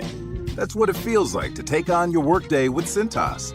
They make sure your AEDs are up to date, your fire extinguishers are tested and inspected, your floor mats are cleaned and delivered, and your workwear looks good, feels good, and is freshly laundered with the Cintas Apparel Plus program. So are you ready to take on today? Visit Cintas.com. Oh, I'm ready! And get ready for the workday. Go from daydreamer to industry leader with Amazon Business. From office supplies to IT essentials, Amazon Business provides tools that help you save costs and make insight-based decisions. Learn how to bring your visions to life at AmazonBusiness.com. What's up? We're talking to Chad Hoblet of Hoblet Dodge Chrysler Jeep Ram in Woodland. Chad, what's happening for Ram Truck Month? If you've been looking for the right hard-to-find Ram heavy duty, Hoblet has it, and at the price that works for you. Right now, save up to $12,500 off MSRP on new 2026 Ram 2500s and 3500s. Plus, with over 400 new Rams available, you're going to find what you need at Hoblet. Heavy duty seem to be a strong point for Hoblet. Absolutely. We are the only dealer in the area full of truck people. One of the many reasons we are consistently one of the top Ram truck dealers in the nation, and one of the only certified Ram truck centers in the entire country. You won't find a better combination of service and affordability in California. Search, select, and save through their whole inventory at HobletDodge.com. Unbeatable prices, unbeatable selection. Nobody beats Hoblet, period. 12,500 total net savings on select new 2026 Ram 2500 Laramie after 3,500 factory rebates and 9,000 dealer discounts. Rebates may include 2,000 select inventory bonus cash on select inventory, 500 on the job upfit. Must show eligible upfit. 5 of the net savings. See dealer for details. When life calls for a little extra, a kitchen upgrade, paying off debt, or that dream vacation, Valley Strong Credit Union is here to help. With a Valley Strong home equity loan, you can tap into your home's value with competitive rates, flexible terms, and local guidance you can trust. Get approved in as little as 5 minutes, with funding in as few as 5 days. Your goals are within reach. Visit valleystrong.com to get your offer today. Valley Strong Credit Union. Grow your possibilities. Equal housing lender, NMLS number 456506. What's hot? Yeah, hot. Real hot. And what's not? It's not good. Brought to you by American Energy Heating and Air, Sacramento's complete heating and cooling company, and second opinion partner.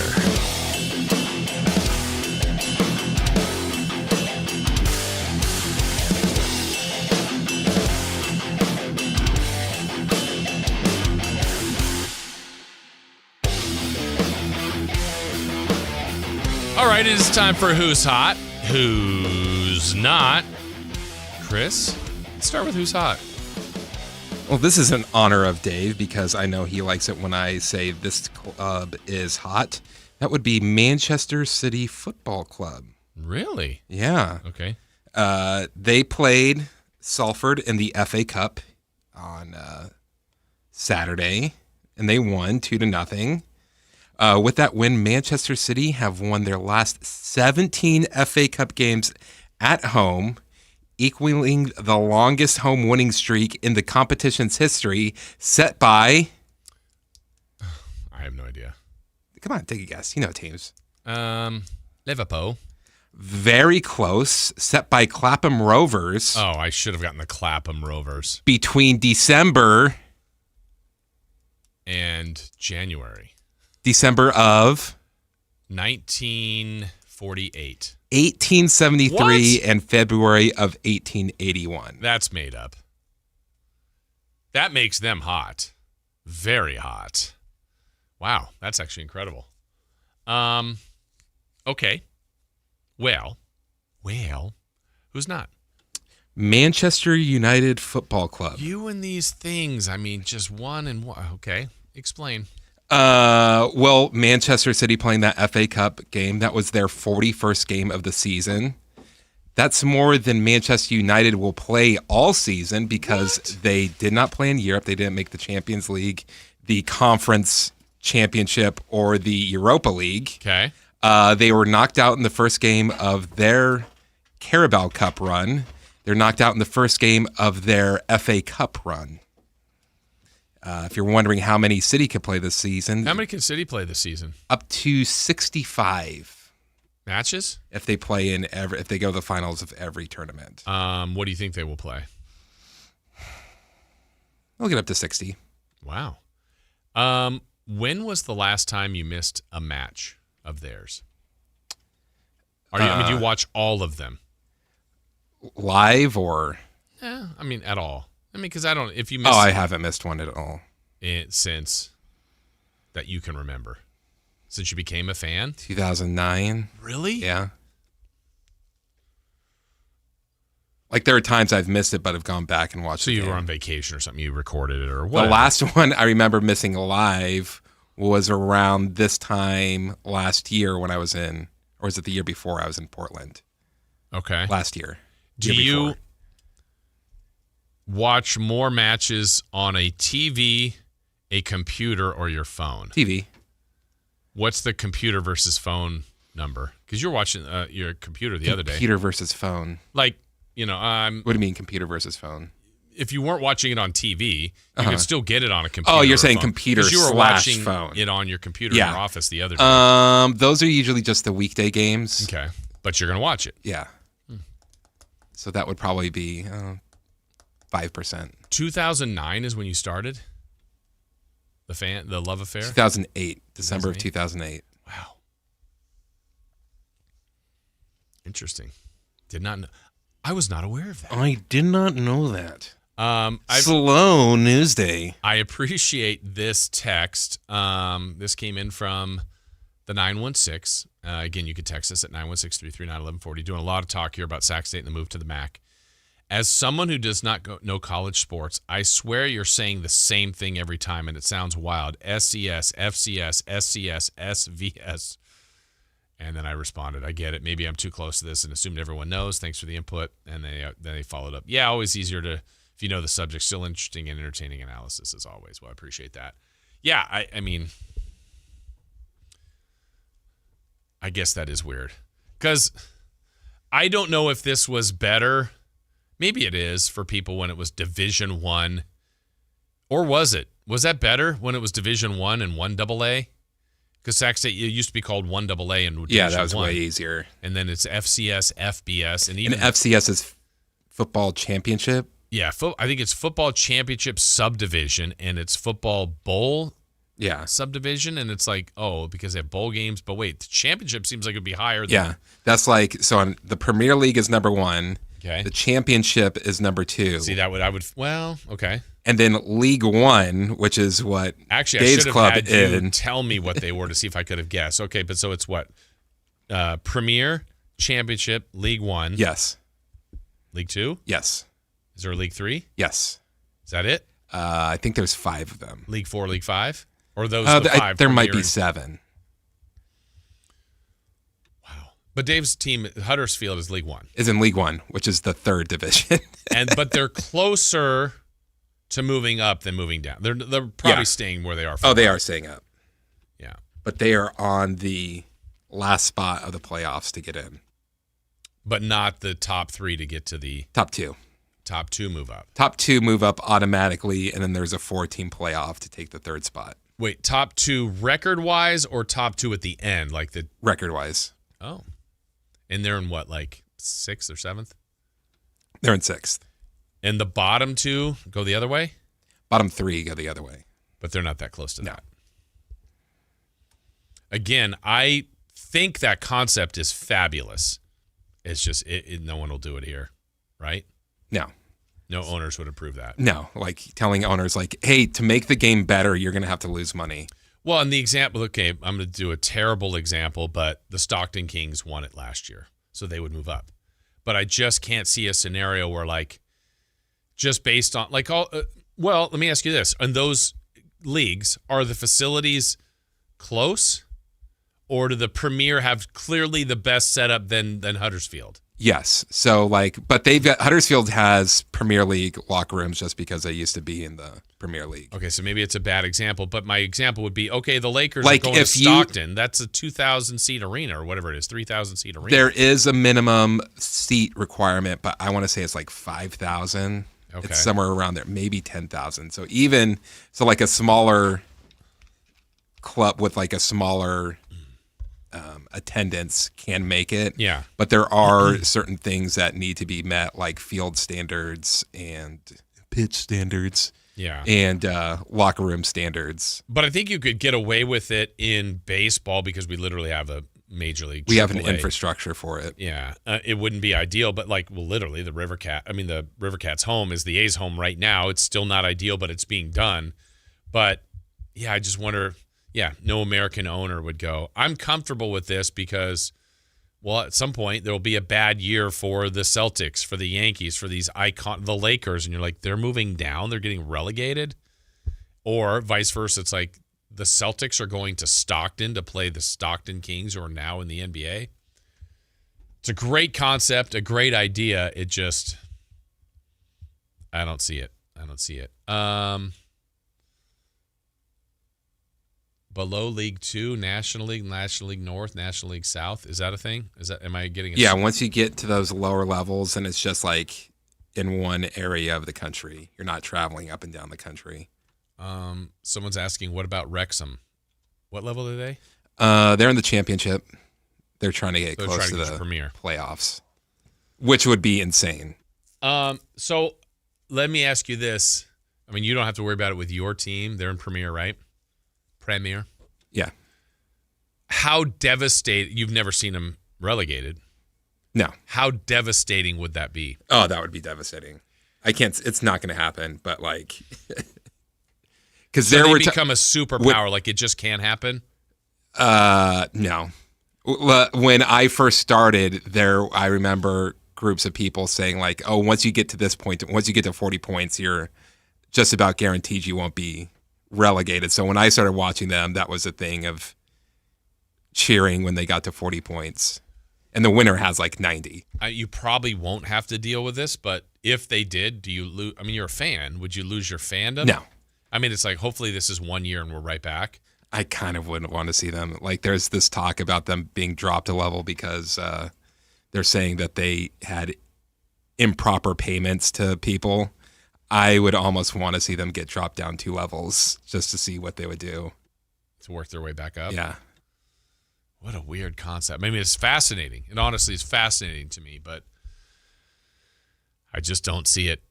I mean, the NBA... Now, if you ask me, the team I hate the most is Manchester United. Uh-huh. They've had some bad seasons, but not quite. They're not anywhere close to getting relegated. But if they were to get relegated, that would be my happiest. That's the thing. You root. Sometimes do you root more for the team you love or root for the team you hate? But would any part of you miss playing them? No, not at all. No. It would just be so much of a joy. They failed. Yeah, and they're gone. Oh, definitely. And then when they work their way back up, but it's haha, you got. I mean, the shame, I guess, is what. Yeah, you would exactly. Enjoy. Gosh. I mean, people are like that. I would be like that too. If USC got relegated out of the Big Ten and they had to go to the FCS, I'd be ha ha ha. UCLA went 4-8. I don't care. You're right. Why are we like that? But we are. It would be funny. Yeah, I don't see that concept happening here, but interesting. Did you ever find the LeBron number we were talking about earlier? Yeah, Fanatics doesn't have a lot of stuff. So we were talking earlier, if you missed it, about a Aaron Judge game used this year against Cleveland.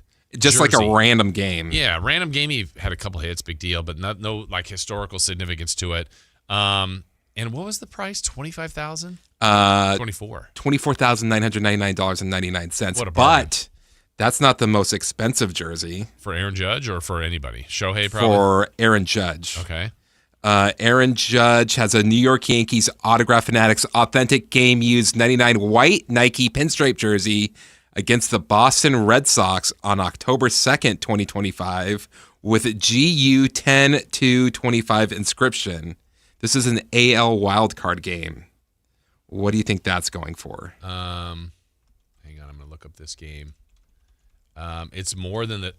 Let's go with $32,000. Oh, very close. $34,999.99. Oh, and then I would tell you, Chris, I bought this, and you'll go, hey, what did he do in the game? And I'll go, he went 0 for 3. Oh, you mean he homered and knocked in the game-winning run? He went 0 for 3. What's crazy? No strikeouts, though.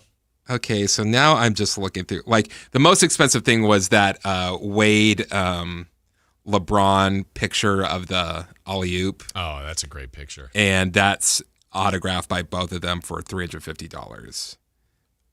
Excuse me? $350. Like, that's a cool purchase. Yeah. $350. Yes, compared to the... Now, this... New York fans have been treated to some of the great sporting careers of all time. How would you like a gray Nike authentic Yankees jersey with signatures from Derek Jeter, Eli Manning, Aaron Judge, Mark Messier, and it says more. I'm trying to read who's on here, but I can't. Well, I'm intrigued.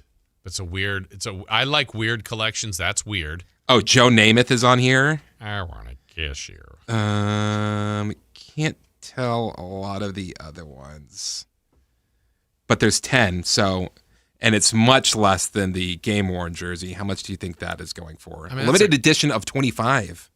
That's a credible hodgepodge of New York legends. I don't know, $10,000.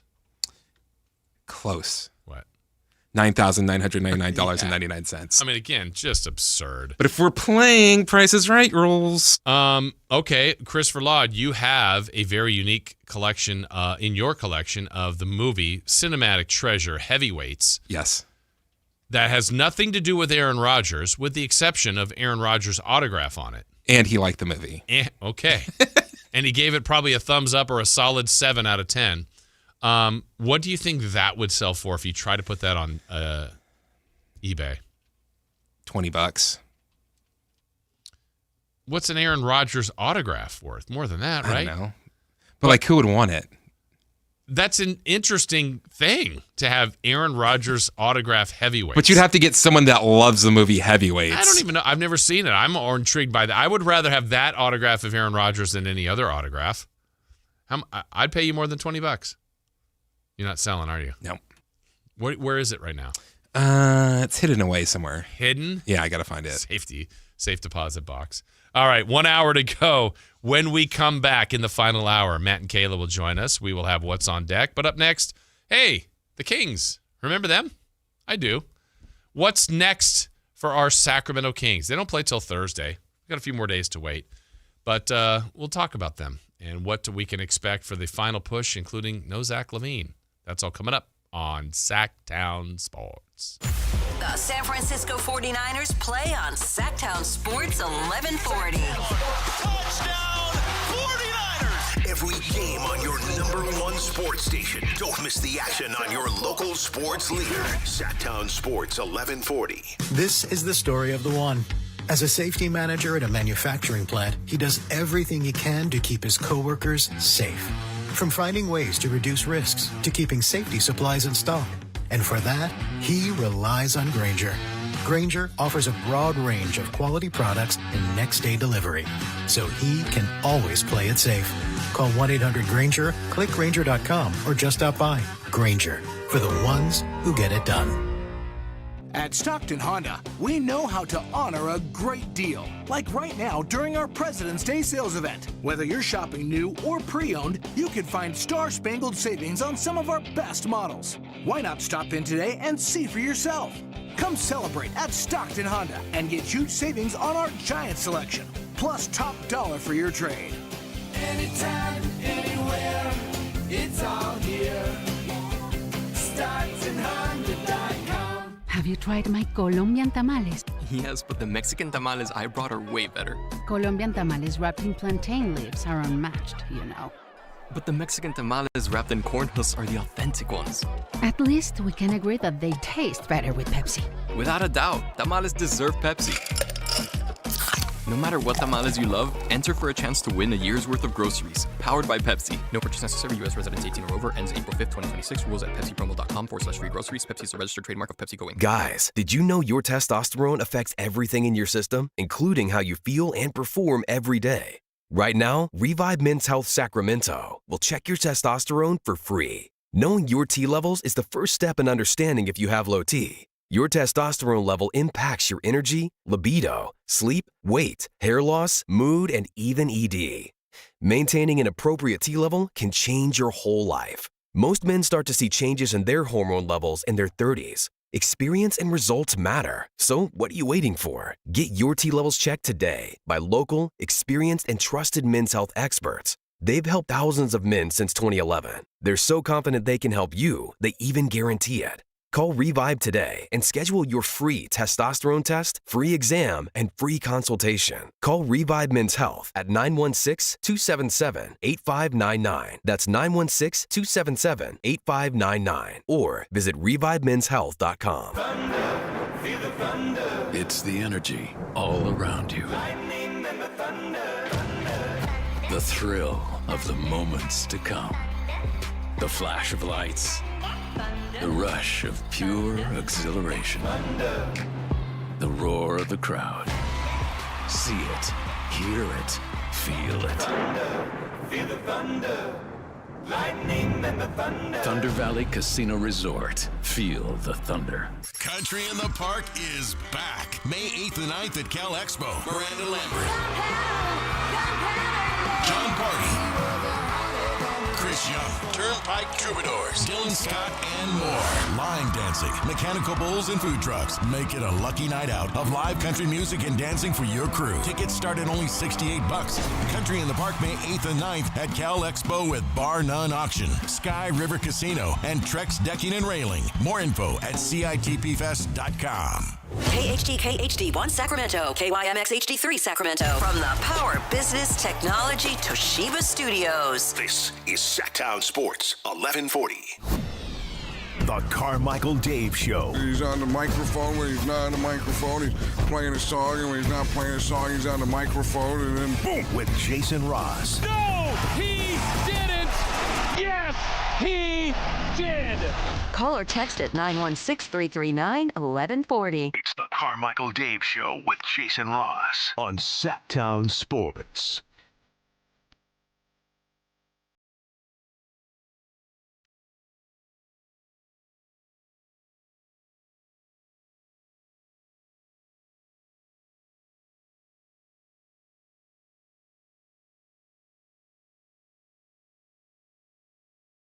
Why wasn't that on camera?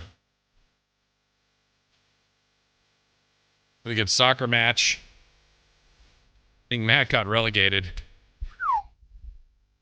Open wide for some soccer! Is that what you said to Matt? Pretty much. Oh,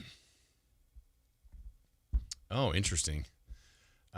Jason, if you don't have a soccer team, you should get people to send you videos explaining why you should become a fan of their team, then pick your team.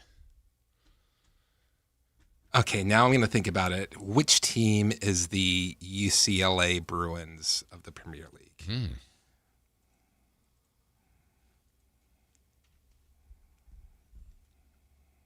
And what does that mean to you? When you say that, how would you define that? I would say treasured franchise. Okay. But now kind of second fiddle. Got it. Everton. Everton? Yeah.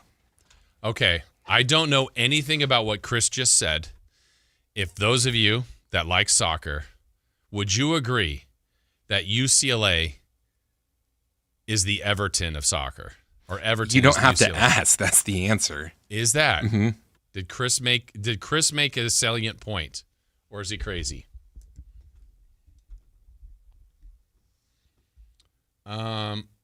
Is that who you're saying it? Someone said Man City. No. They're the best club in the world right now. Is anyone confusing UCLA as the best football team in the world? Are they the best football team in their city? watch it. I'm just saying. But they have, I believe, they have more program. They have more championships than any other college. I believe. Maybe Stanford does now. West Ham. I can see that. I wouldn't be opposed to that. Oh, someone else. 5-3, 100% Man City. UCLA is not a good football team, guys. Are you just doing football? Yeah. Because you're the biggest UCLA football. Yeah, okay, we could go basketball. You're still in the same That's boat. one of the great programs. They're a good program. They won a championship in a while.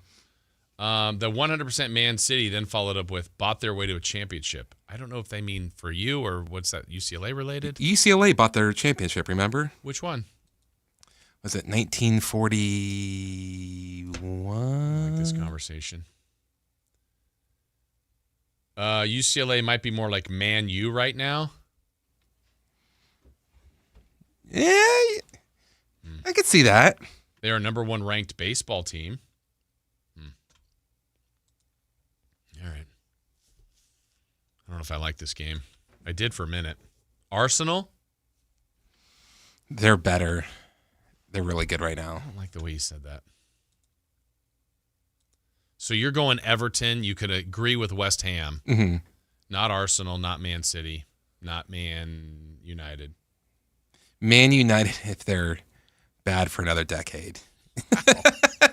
Okay. And yeah, then they're UCLA. I don't like this conversation. Not one bit. All right, welcome back in. Oh, Arsenal is too good to be UCLA. You could be like Watkins and say, I'm sick and tired of rooting for losers. I'm going to root for Manchester United. And then they haven't won a title since. Oh, he grabbed your team? He went on to your squad? No, United. Oh, man, sorry. Yeah. Interesting. You're still a USC fan, right?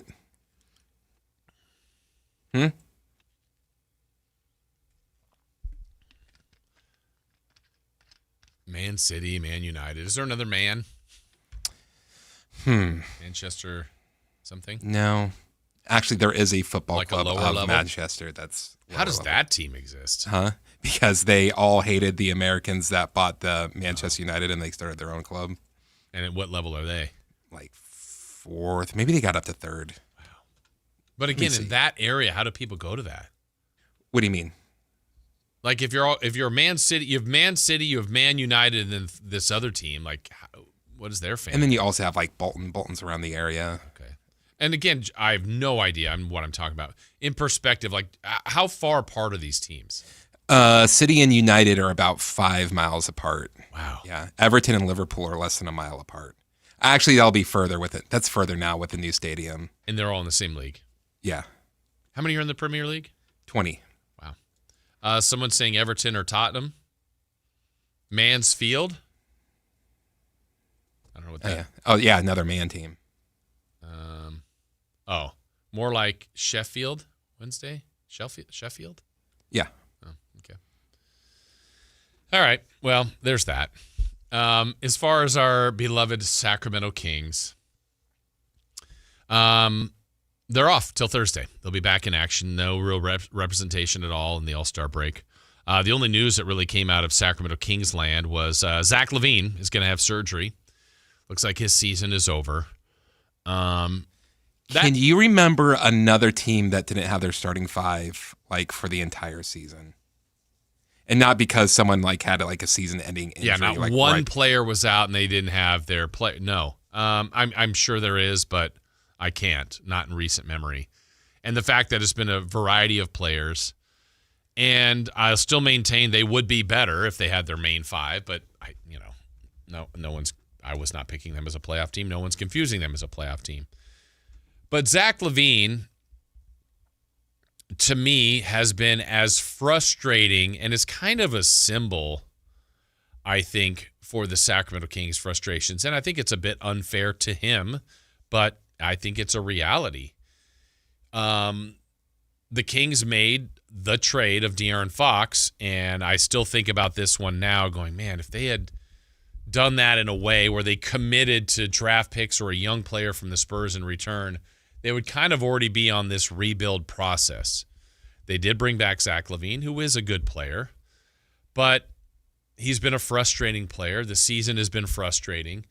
I don't want to belittle an injured pinky, but, I think we all, in a general way, would joke, oh, my pinky's hurt. It's totally unfair, but he is having surgery. Okay. And he's done for the season. I think for him professionally, probably a smart move. The season wasn't going anywhere. I think in one sense, it does open up some minutes for more guards just because Zach LaVine, if he's out there, probably should play. Some. I think the organization, what they showed us the last 3 or 4 games going into the break, was that they clearly wanted to play more young players while sprinkling in the veterans versus what they were doing before, which was more minutes were going to the veterans and sprinkling in the youth. I think what they're doing now makes 100% sense. I don't really have an issue with it. I guess where my issue is going to be, which I'm complaining about a problem or predicting about a problem that's not in front of us today, but what I don't understand now, and I don't have to understand it, I guess, today is my point, but I'm looking ahead to why are you worrying about something that's not here? Well, because I see it happening, and I said this before we got here, is my issue was about the trade deadline was, look, I'm excited about that. I think the Kings can make some moves here and kind of transform their roster. I had said to Dave, I said, look, this season's going nowhere, but I could still see us at the last 2 months if the Kings were able to clean out some of the veterans, bring in a young player or two, play the rest of the young players, and have some future draft picks that we actually might be excited, even this year still, about the team for the last, 26 games is what we have left. But right now, they really only able to complete the one trade, which, I'm glad they did something, moving off from Schroeder, and there's Keon Ellis involved in that deal. Hopefully DeAndre Hunter will be back, get a little more evaluation of him as a King. And playing the young guys, learning more about Clifford and Carter and Cardwell and Reynaud and so on and so forth. Again, right move, understand all of that. But what the foreseeing, the foreshadowing, looking down the line going, it's camp next year. It's early next year. And if you have not moved on from LaVine or DeRozan, Monk, which they don't have to move on from all of them, Sabonis, how do you handle them then? Because Zach LaVine will still be a good player, still be making a lot of money on your team, and probably someone you should be playing if he is on your roster. When you also know he's not part of the long-term future, probably someone you had expressed desires to trade this deadline, this summer, and most likely before next deadline. But you might have a great draft pick in there that plays some of his position, or some of these young guys you want to run out there. I just don't know how the Kings are going to handle that. I am personally not the biggest fans of buyouts. I don't like that. I mean, it's a route they could take. I don't know that they will. They have elected not to do that with anybody now, and I think there's still some value that you could get from those guys.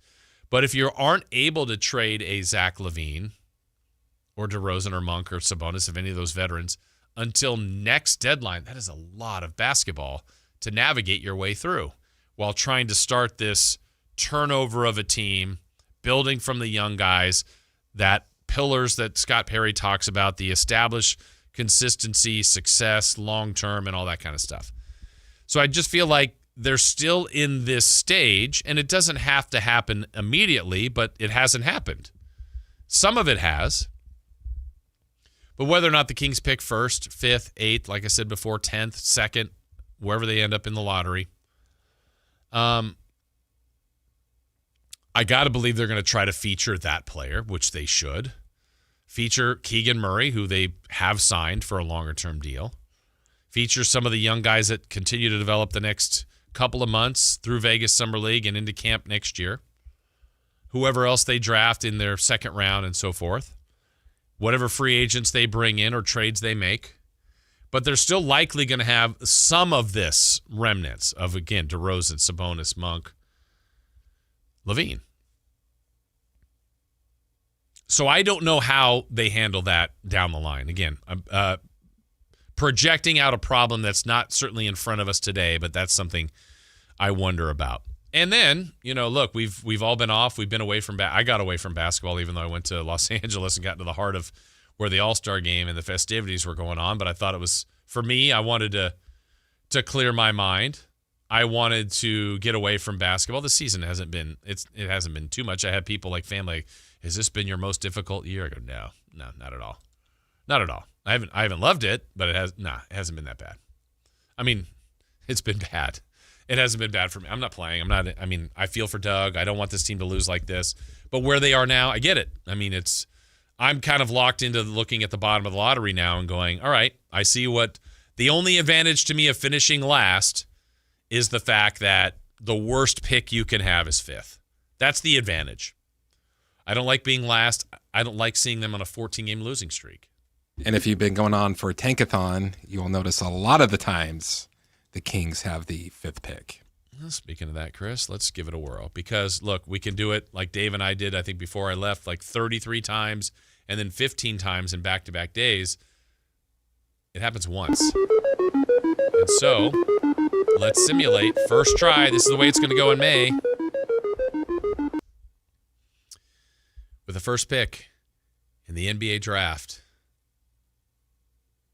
the Washington Wizards select Darren Peterson. It's okay. Didn't get number 1. Here we go. With the second pick in the NBA draft, selecting Cameron Boozer, the Dallas Mavericks, moving up 5 spots. It's all right. Want to get in the top 3. With the third pick in the NBA draft, selecting a lot of fan favorite, A.J. Devonsa from BYU, the Indiana Pacers. Makes sense. With the fourth pick, that's right. It's like a 4-person, maybe 5-person draft. With the fourth pick in the NBA draft, the New Orleans Pelicans, which goes to Atlanta. Kingston Flemings. Yeah, Chris, you're right. Caleb Wilson going to the Sacramento Kings, the 5th pick. We'll do this a lot between now and then, but the highest odds of a single spot that the Kings could pick is 5th. Individually, 1 through 4, that totals to a 52% chance, but those are all spread out amongst the 4 picks. So, yeah, I did it once. I'm going to be a glutton for punishment. Let's see how long it takes me. That's 1. Number 2, they pick 5th. Number 3, they pick 3rd. Progress. Number 4, 4th. Number 5, 4th. I'm not going to go past 10. Number 6, 5th. Number 7, 2nd, highest one. Number 8, 5th. Number 9, 4th. And the last try on a 10-try simulated lottery, 5th. I think fans need to grasp that the odds are the Kings are not getting the number 1 pick. I don't think since they changed the way the lottery works, the worst team has not gotten the number 1 pick. Never has. So it would be a shock if the Kings got the number 1 pick. All right, I'm going to try something here, Chris. Let me see right now. NBA home mock draft. Okay. You give me a team. I've been touting the bottom 6, right? The Kings, the Wizards, the Pelicans, which becomes the Hawks, the Pacers, the Nets, the Jazz. Those are the 6 worst teams. I think those are the most legitimate fighting for the pick. Give me a team in that group that's not the Kings. The Nets. We're going to do this now as Net fans. Okay. So Nets go in as the 5th best chance. Forget about it. We're thinking this from the Nets' perspective. They have the 5th best chance right now. Let's see if that comes up quicker than 10. Ready? Here we go. We are Nets fans right now.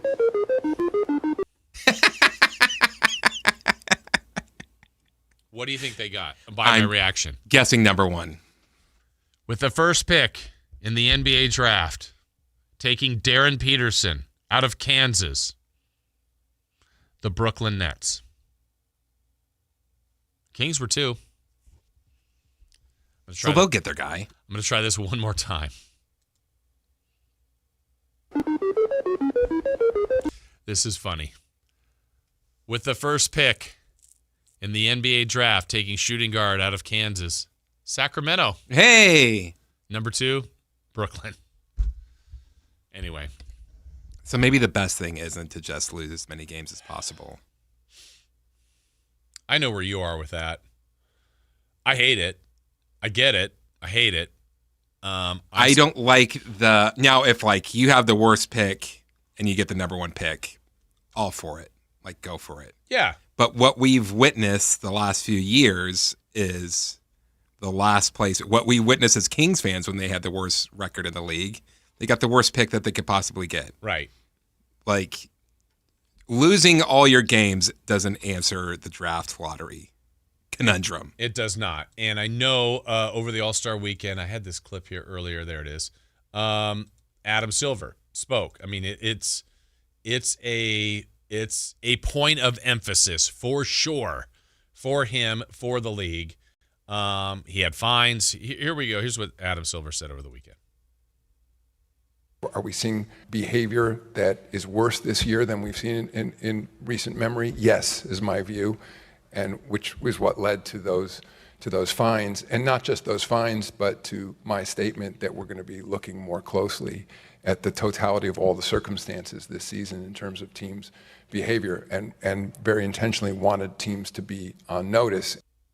What's interesting is I've even heard Adam Silver also add on that this last weekend, Chris, that he said, like, this is a draft class that a lot of scouts are drooling over. Okay. But he already said, he goes, the next two we don't believe have the same kind of love affair right now. And that could change. But right now they don't believe the next two have the same kind of draft class. Well, we have the same kind of tanking. If you look at what the league has done, one, flattened out the lottery odds. Two, made an play-in opportunity for teams. Everything they are trying to do is put 65-game limit on awards. They are doing everything they possibly can to improve the game-to-game 82-game schedule to have its importance. And all of those steps hasn't been enough. And I know the league won't shorten the games because even the same process, if you had this, like, that's not an answer to me. I mean, it might be for what fans want, but if you cut this down to 65 games played and you're the Kings, why wouldn't you still be doing the same thing? Like, they aren't in the race right now. The Nets aren't in the race. The bottom six I've been talking about aren't going to be playing teams. So, okay, you have less games. Maybe there's less opportunities for teams not trying to win.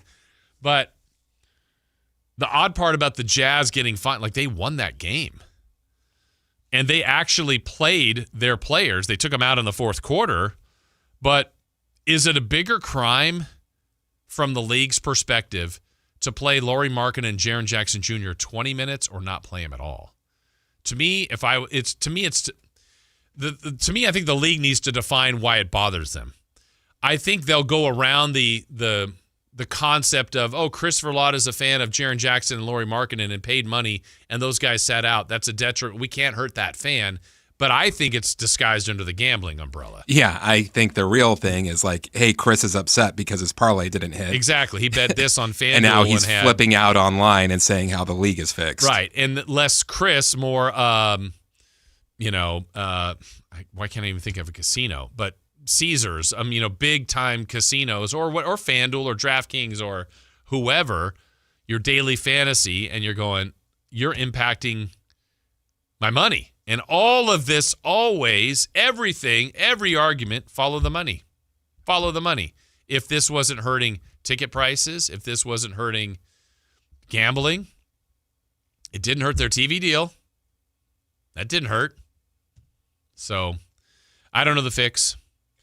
Hopefully this Kings losing streak will end soon. I don't love it. Again, they're going to lose a lot of games. They've lost a lot of games. But I liked it better when they were winning like every sixth game than losing 14 in a row like this. But we'll see. The next opportunity is against Orlando on Thursday. All right, what's on deck? Well, that's brought to you by Trex Decking and Railing. We'll have that. We still have crosstalk with Matt and Kayla. So much more straight ahead right here on Sactown Sports. Listen to the #1 sports lineup in Sacramento. The Carmichael Dave Show with Jason Ross, Matt George, and Kayla Anderson. The Drive Guys with Kevin Gleason and Alan Stiles. Every weekday live and local 6 a.m. to 6 p.m. Online at SactownSports.com or download the app right on your phone. Your #1 source for all your Northern California sports. Sacktown Sports 1140. Right now, save $16 on a pair of Rain-X Rugged XL wiper blades, plus get 2 times O rewards points only at O'Reilly Auto Parts. O'Reilly Auto Parts. This is the story of the one. As an HVAC technician, he and his digital multimeter are in high demand. So when a noisy office HVAC turns out to be a failing blower motor, he doesn't break a sweat. With Grainger's easy-to-use website and product information, he selects the product he needs to keep everything humming right along. Call 1-800-GRAINGER, click Grainger.com, or just stop by. Grainger, for the ones who get it done. How can you free your team from time-consuming office tasks? Amazon Business. Smart business buying tools enable buyers to find and purchase items fast so they can focus on strategy and growth. Free up your teams and focus on your future. Learn more at AmazonBusiness.com. With the new IHOP value menu, $6 is all it takes to go to your happy plates, where stacks of pancakes with bacon and eggs are just $6 every day. French toast, sausage, and eggs are, you guessed it, $6. And fluffy omelets come with a side of pancakes and only cost $6. Go to your happy plates every day at IHOP.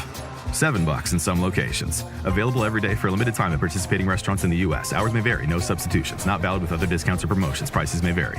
Need life insurance but have diabetes, high blood pressure, or on anxiety meds? If you're a 50-year-old male, even porky, or with type 2 diabetes, $1 million of life insurance may only cost you about $200 a month. For affordable term life insurance, call Term Provider and speak with Big Lou at 800-230-2777, 800-230-2777, or visit biglou.com. Remember, Big Lou's like you. He's on meds too. 800-230-2777.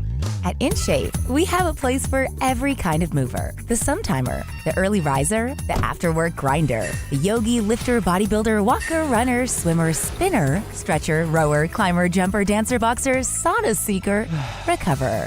Basically, if you walk, lift, stretch, or sweat, you belong at InShape. So whether it's your first time or your first time in a while, start the year strong and join today at InShape.com. Find a location nearest to you.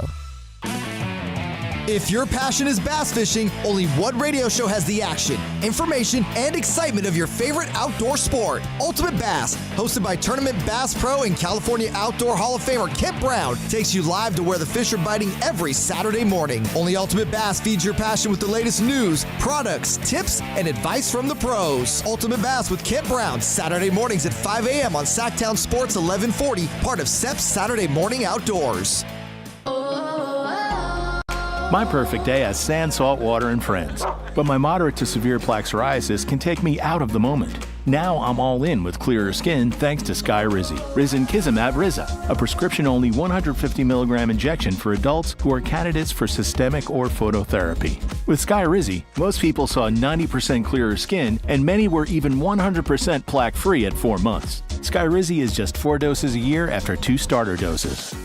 Don't use if allergic to Skyrizi. Serious allergic reactions, increased infections, or lower ability to fight them may occur. Before treatment, get checked for infections and tuberculosis. Tell your doctor about any flu-like symptoms or vaccines. Thanks to Skyrizi, there's nothing on my skin, and that means everything. Ask your doctor about Skyrizi, the #1 dermatologist-prescribed biologic in psoriasis. Visit Skyrizi.com or call 1-866-SKYRIZI to learn more. Ladies and gentlemen, this is going to be fun. It's time for What's on Deck, brought to you by Trex Decking and Railing.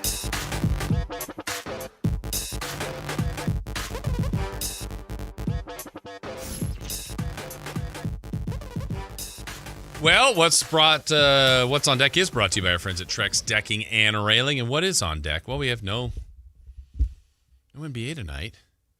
We do have more Olympics. Chris was watching the biathlon in there. It's on in here. I'm not watching it. Oh. That one, I've never understood that sport. Let's ski a little bit, and then let's fire some shots.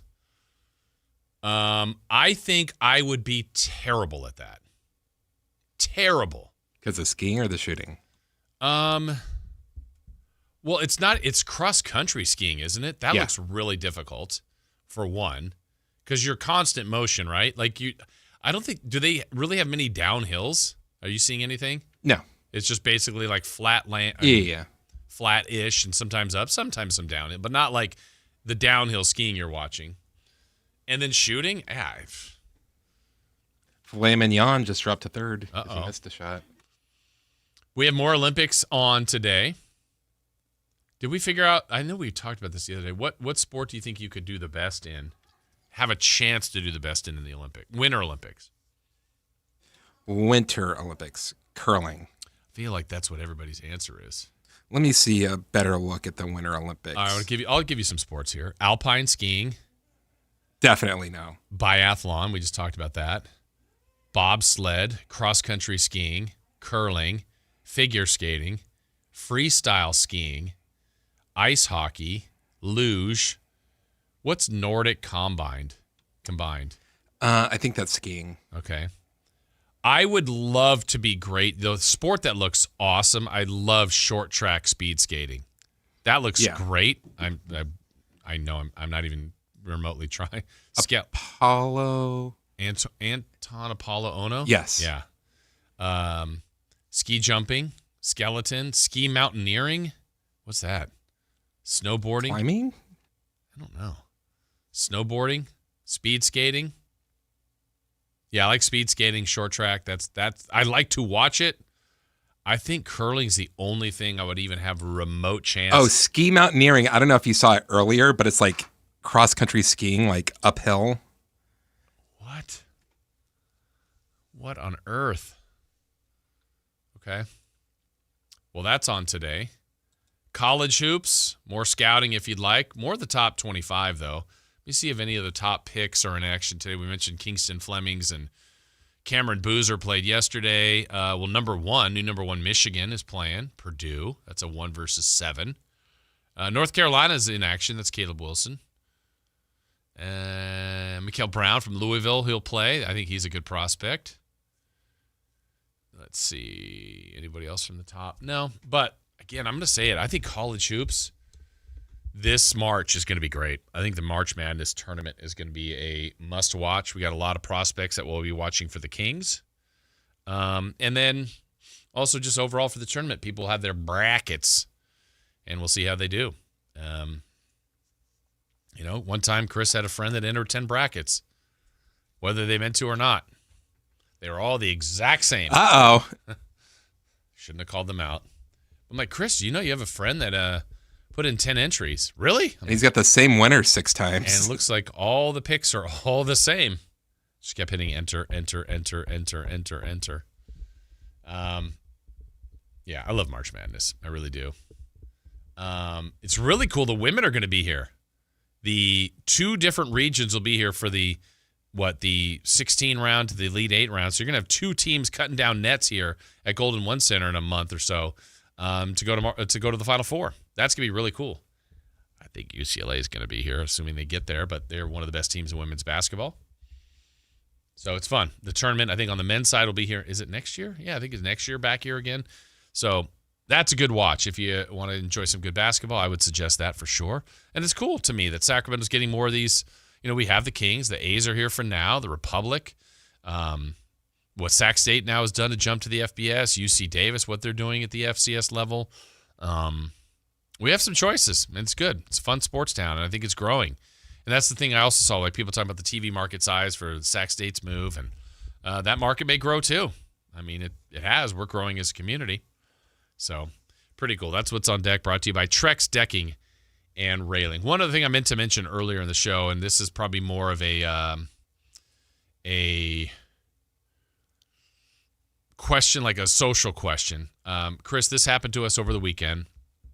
We made an order for the family to get food, and mine and my stepmom's order both had the same thing that was wrong with it, where we picked it up, brought it back home. We're back home. We're 10 minutes away, but we're home, sitting down to eat, and we got this chicken and potato, but there was supposed to be gravy.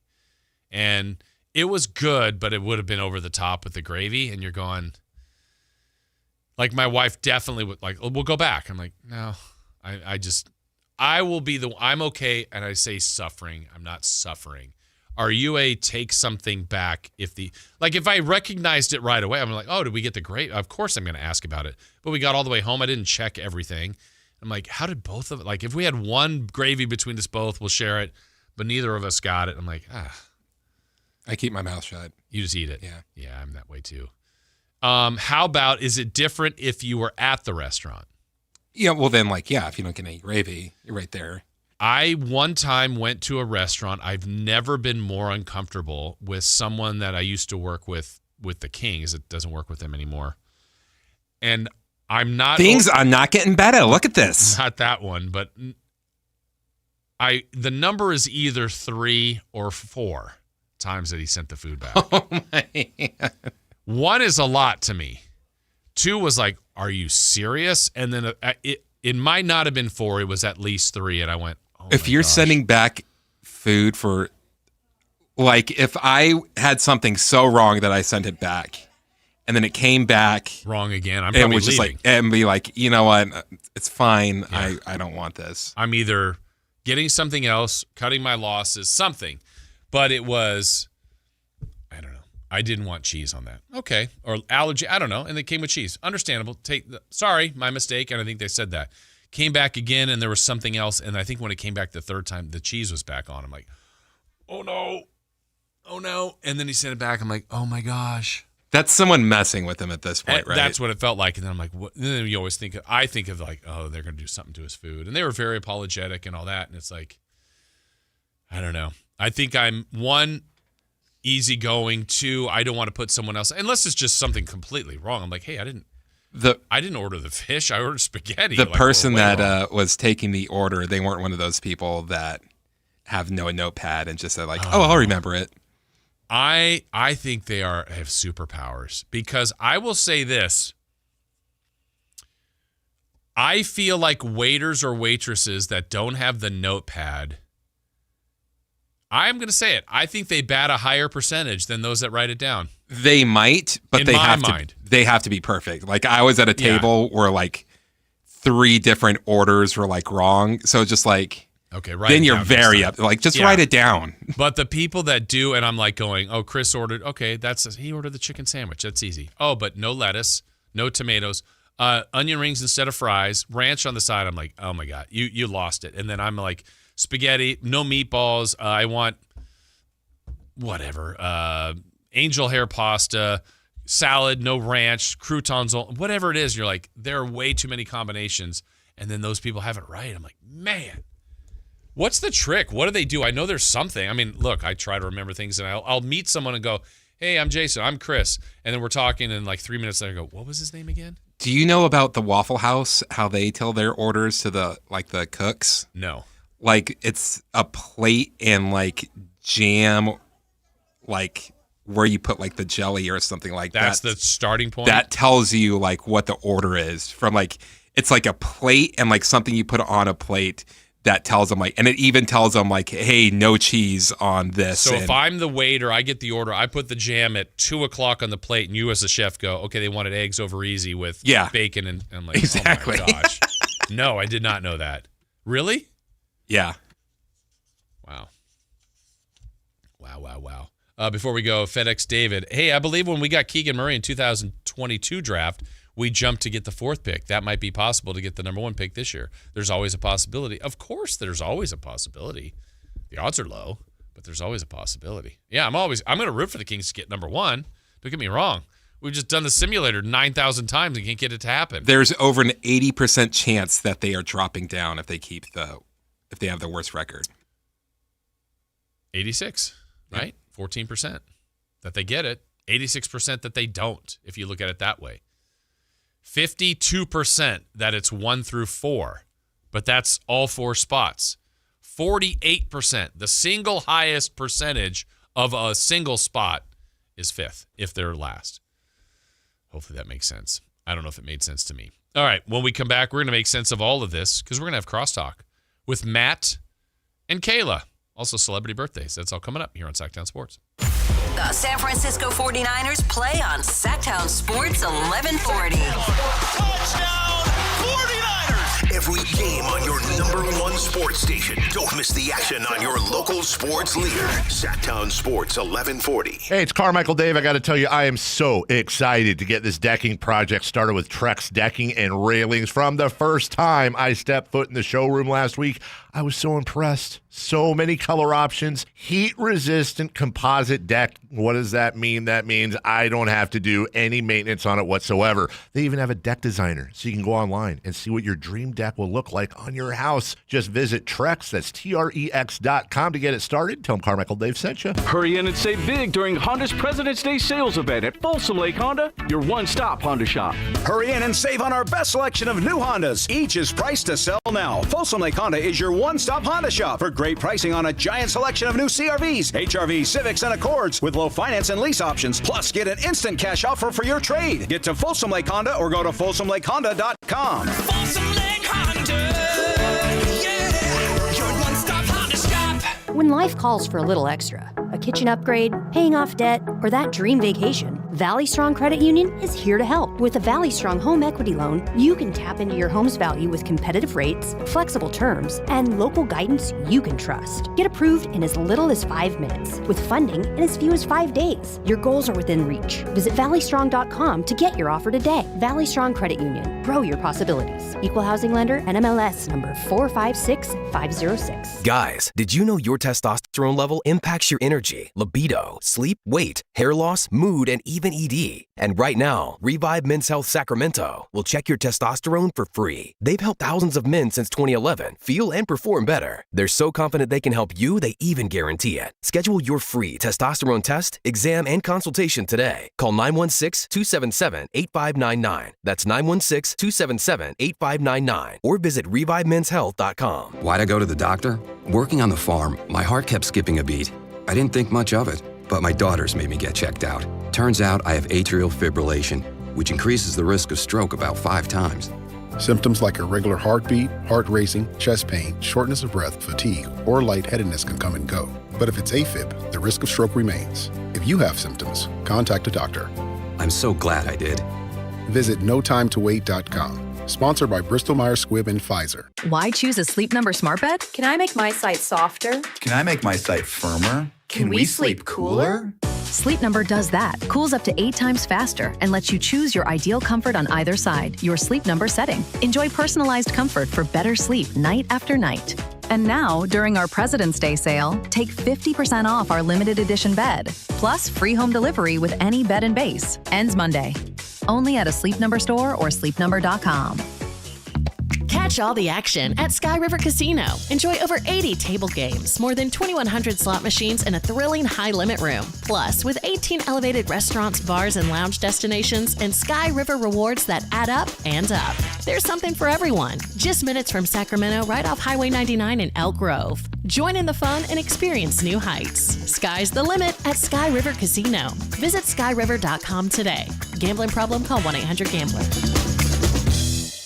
What's up? We're talking to Chad Hoblet of Hoblet Dodge, Chrysler, Jeep Ram in Woodland. Chad, what's happening for Chrysler's President's Day sales event? It's already starting to warm up, and that means we're going to go outside and enjoy all California has to offer. And there's no better way to do that than a new 2026 Jeep Wrangler Rubicon. Right now, you can lease one for $399 a month for 39 months, which includes a $6,000 Hoblet discount. Oh man, those Jeeps look so good, and they're so much fun. It's true. There's nothing like a new Jeep Wrangler. But whatever you're looking for, you can find it at the Hoblet Certified Pre-Owned Supercenter. With over 200 vehicles available and almost 70 under $20,000. Search, select, and save through their whole inventory at HobletDodge.com. Nobody beats Hoblet, period. 6,000 total net savings on select new 2026 Jeep Wrangler Rubicon after 6,000 Hoblet discount. $399 special lease with $39.95 due at signing plus tax, license fees, and dealer accessories. 7,500 miles per year, 30 cents per mile over for well-qualified buyers with 720 plus FICO. Must finance through Stellantis. 3 is net savings. Sample VIN 205698. See dealer for details. It's time for the news of the day. The latest headlines, the biggest stories, hard-hitting analysis. Yeah, this is none of those things. And now, here's Carmichael Dave and Jason Ross. Let's go. Let's go. Let's go. Let's go. We got rid of him. Took a while. He's gone. Yeah. How are you guys? We're good. Besides your coffee spill. Besides me not having caffeine now. Well. Yay. I'm an idiot when it comes to beverages. What I happened? can't keep them inside their containers. I left for 2 minutes, and I get know. back upstairs, and there's coffee everywhere. Well. So, Kayla, you have a drinking problem? Yes, Yes. definitely. Definitely. I'll ask you guys this question, then I know Chris has a specific question for Kayla today. Oh. I'm actually scared. Well, we'll start with this one. Where are you guys on? I was telling a quick story about how over the weekend, family ordered food. My food and my stepmom's food came back without a key piece, like gravy wasn't there as part of. It was part of this chicken and potatoes, and it was like we were home, and I'm like, bummer. It was good. Would have been better with the gravy, but I'm not going back. Yep. But my wife's like, go back. I'm like, no. I just ate it. Yep. I will, if I get my food, this is crazy by me, by the way. If I get my food like in a drive-thru and I check the bag and I see that something's not in there, I won't say anything. Even after you've checked? Yes. Yeah. Why do you check? Because, well, I don't know. That's a good question. I feel like if you're, I should just be blind. If I looked in the bag and didn't see, oh, did we get the gravy? Oh, no, we missed it. No problem. I mean, I don't feel like I'm offending or yeah. And if I was at the restaurant, that's different. But I'm also not. I don't. It would have to be I ordered spaghetti and someone gave me fish. I'm like, I ordered spaghetti. I've had like something to send something back. I've had members of the family that relished in like not treating food service workers bad, but like they enjoy catching you on something and mentioning like, oh, that'll impact your tip, or just stuff that always made me uncomfortable as a kid. Yep. So if you give me something, I will be like, thank you so exactly. much. I don't. Nice. It is what it is. It is what I've just. I'm the same way. We had a girl in our friend group in college. Still a great friend today. She would always be that girl though that would like. And at times it was really funny, and at times it was warranted because none of us would say anything. Right. But sometimes she just did it to do it, and we're just like, Sheena, like, you know, like Sheena. covering our faces. But I Classic do Sheena. not do that. Yeah. Like, I am too nice. Unless someone really makes me mad, then I'll say something about a food. Or DoorDash. DoorDash is easy to do that because if something's not It's right just on a delivery DoorDash, person. you just tell them, you know, it's not right, and they'll credit you. Kind of a side note, we have a family friend who loves to do the garage sailing, but they have to haggle everything, and haggling makes me incredibly uncomfortable. Yeah. Can't If do it says that. $3, I'm paying $3. Right. Not- Especially if it's $3. Like, we do this for $1.50. I'm like, we're talking about $3. But it always gets like uncomfortable because they're like, okay, we'll do 2. I need to be 175. Yeah. Okay, we'll do 2. I'll do 170. And then you just get this point where they just stare at each other. Yeah. I'm like, it's a freaking I walk glass away. cat. Me I don't too. care. Some people are wired that way. Yes, Like they they- just have it's the the game. bargaining and it's that game. It's a game. win. I won. Right. Yeah. Exactly. I can do that in other things. Yeah. In our business, but Right. like not in everyday life. Yeah, no. I'm so uncomfortable with it. Yeah. Chris, you have your question for Kayla? Kayla, when did you become aware of the Double Down song? Oh, Have you seen okay. it? So Oh, this she's was seen it. I want to say it was week 2 on our show, maybe. Oh, so after you met. Yeah, Yeah. she had no clue. I had no idea. Did Matt show it to you? Yeah. No, I didn't. Kyle played it on the air. I guess right. Kyle broke it down, and then we kind of Well, yeah. played it. Once you Yeah, heard it, then you because had Matt to- you had definitely to- did not break it down. No, I was not gonna lie though. I like the getting raspy. That's good. It was So we really kind of got it right, Chris. Yeah. We thought you didn't know about it initially, and I said I bet Kyle was the one. So we kind of You got got it. it right, guys. If you saw that when they're like, "Hey, we're thinking about putting you together with Matt," Change your mind? and you're like, "I've never met him before. What's he like?" And they said, "Let us show you this video." Caleb, answer this question like I'm not here. Okay, I You will have though, full green light. because I don't think people realize how weird I am. Let's go. I am a very So you're saying Matt's weird? He's weird. And so I think that's why sometimes we actually think the same because I mean, I'm cool in other aspects of life, but I'm actually a weird in Do you have a video like this of your own? I feel like there's a hesitation. I got something. Because I'm like, not like that, but I definitely have some stuff out there, I'm sure, that people would be like, what was she doing? Can I say something that's going to be very dangerous because Christopher Lott is listening to the show? Mm-hmm. There is a rap video out there that I did at Jessup University for a Bible class. It's a song. It's a rap song about... I'm Matt, and I'm here to say Jesus you should praise Jesus in a very good way. There is. I don't know where the video is, if it exists. He will find it. He will find it. Oh, but I'm there is excited. a rap video about from a class project that I did Okay. in we've got to college. see this. You know your assignment, Chris. We've got to see this. I dare you to find it. He's already on this phone. Before we get to celebrity birthdays, what's coming up today on the show? Besides that, We've got Jason Jones from The Athletic. He wrote about the kind of dud that was All-Star Saturday night, and Carmelo Anthony actually responded to the article calling it cap. But Jason, of course, longtime friend of the show, longtime friend of the station. Not the show. He's never been on the show. But he'll be joining us to talk about that. And Joe Davidson from the Sacramento Bee, the former employer of Jason Jones, he'll join us to talk about the move, Sac State to the MAC, to the MAC. You're excited about that. I am. He's very excited about it. so. Although I'm a little worried about your travel. Why? You're going to be traveling a lot. 4 times. 2,200 miles away is the closest team. Ball State.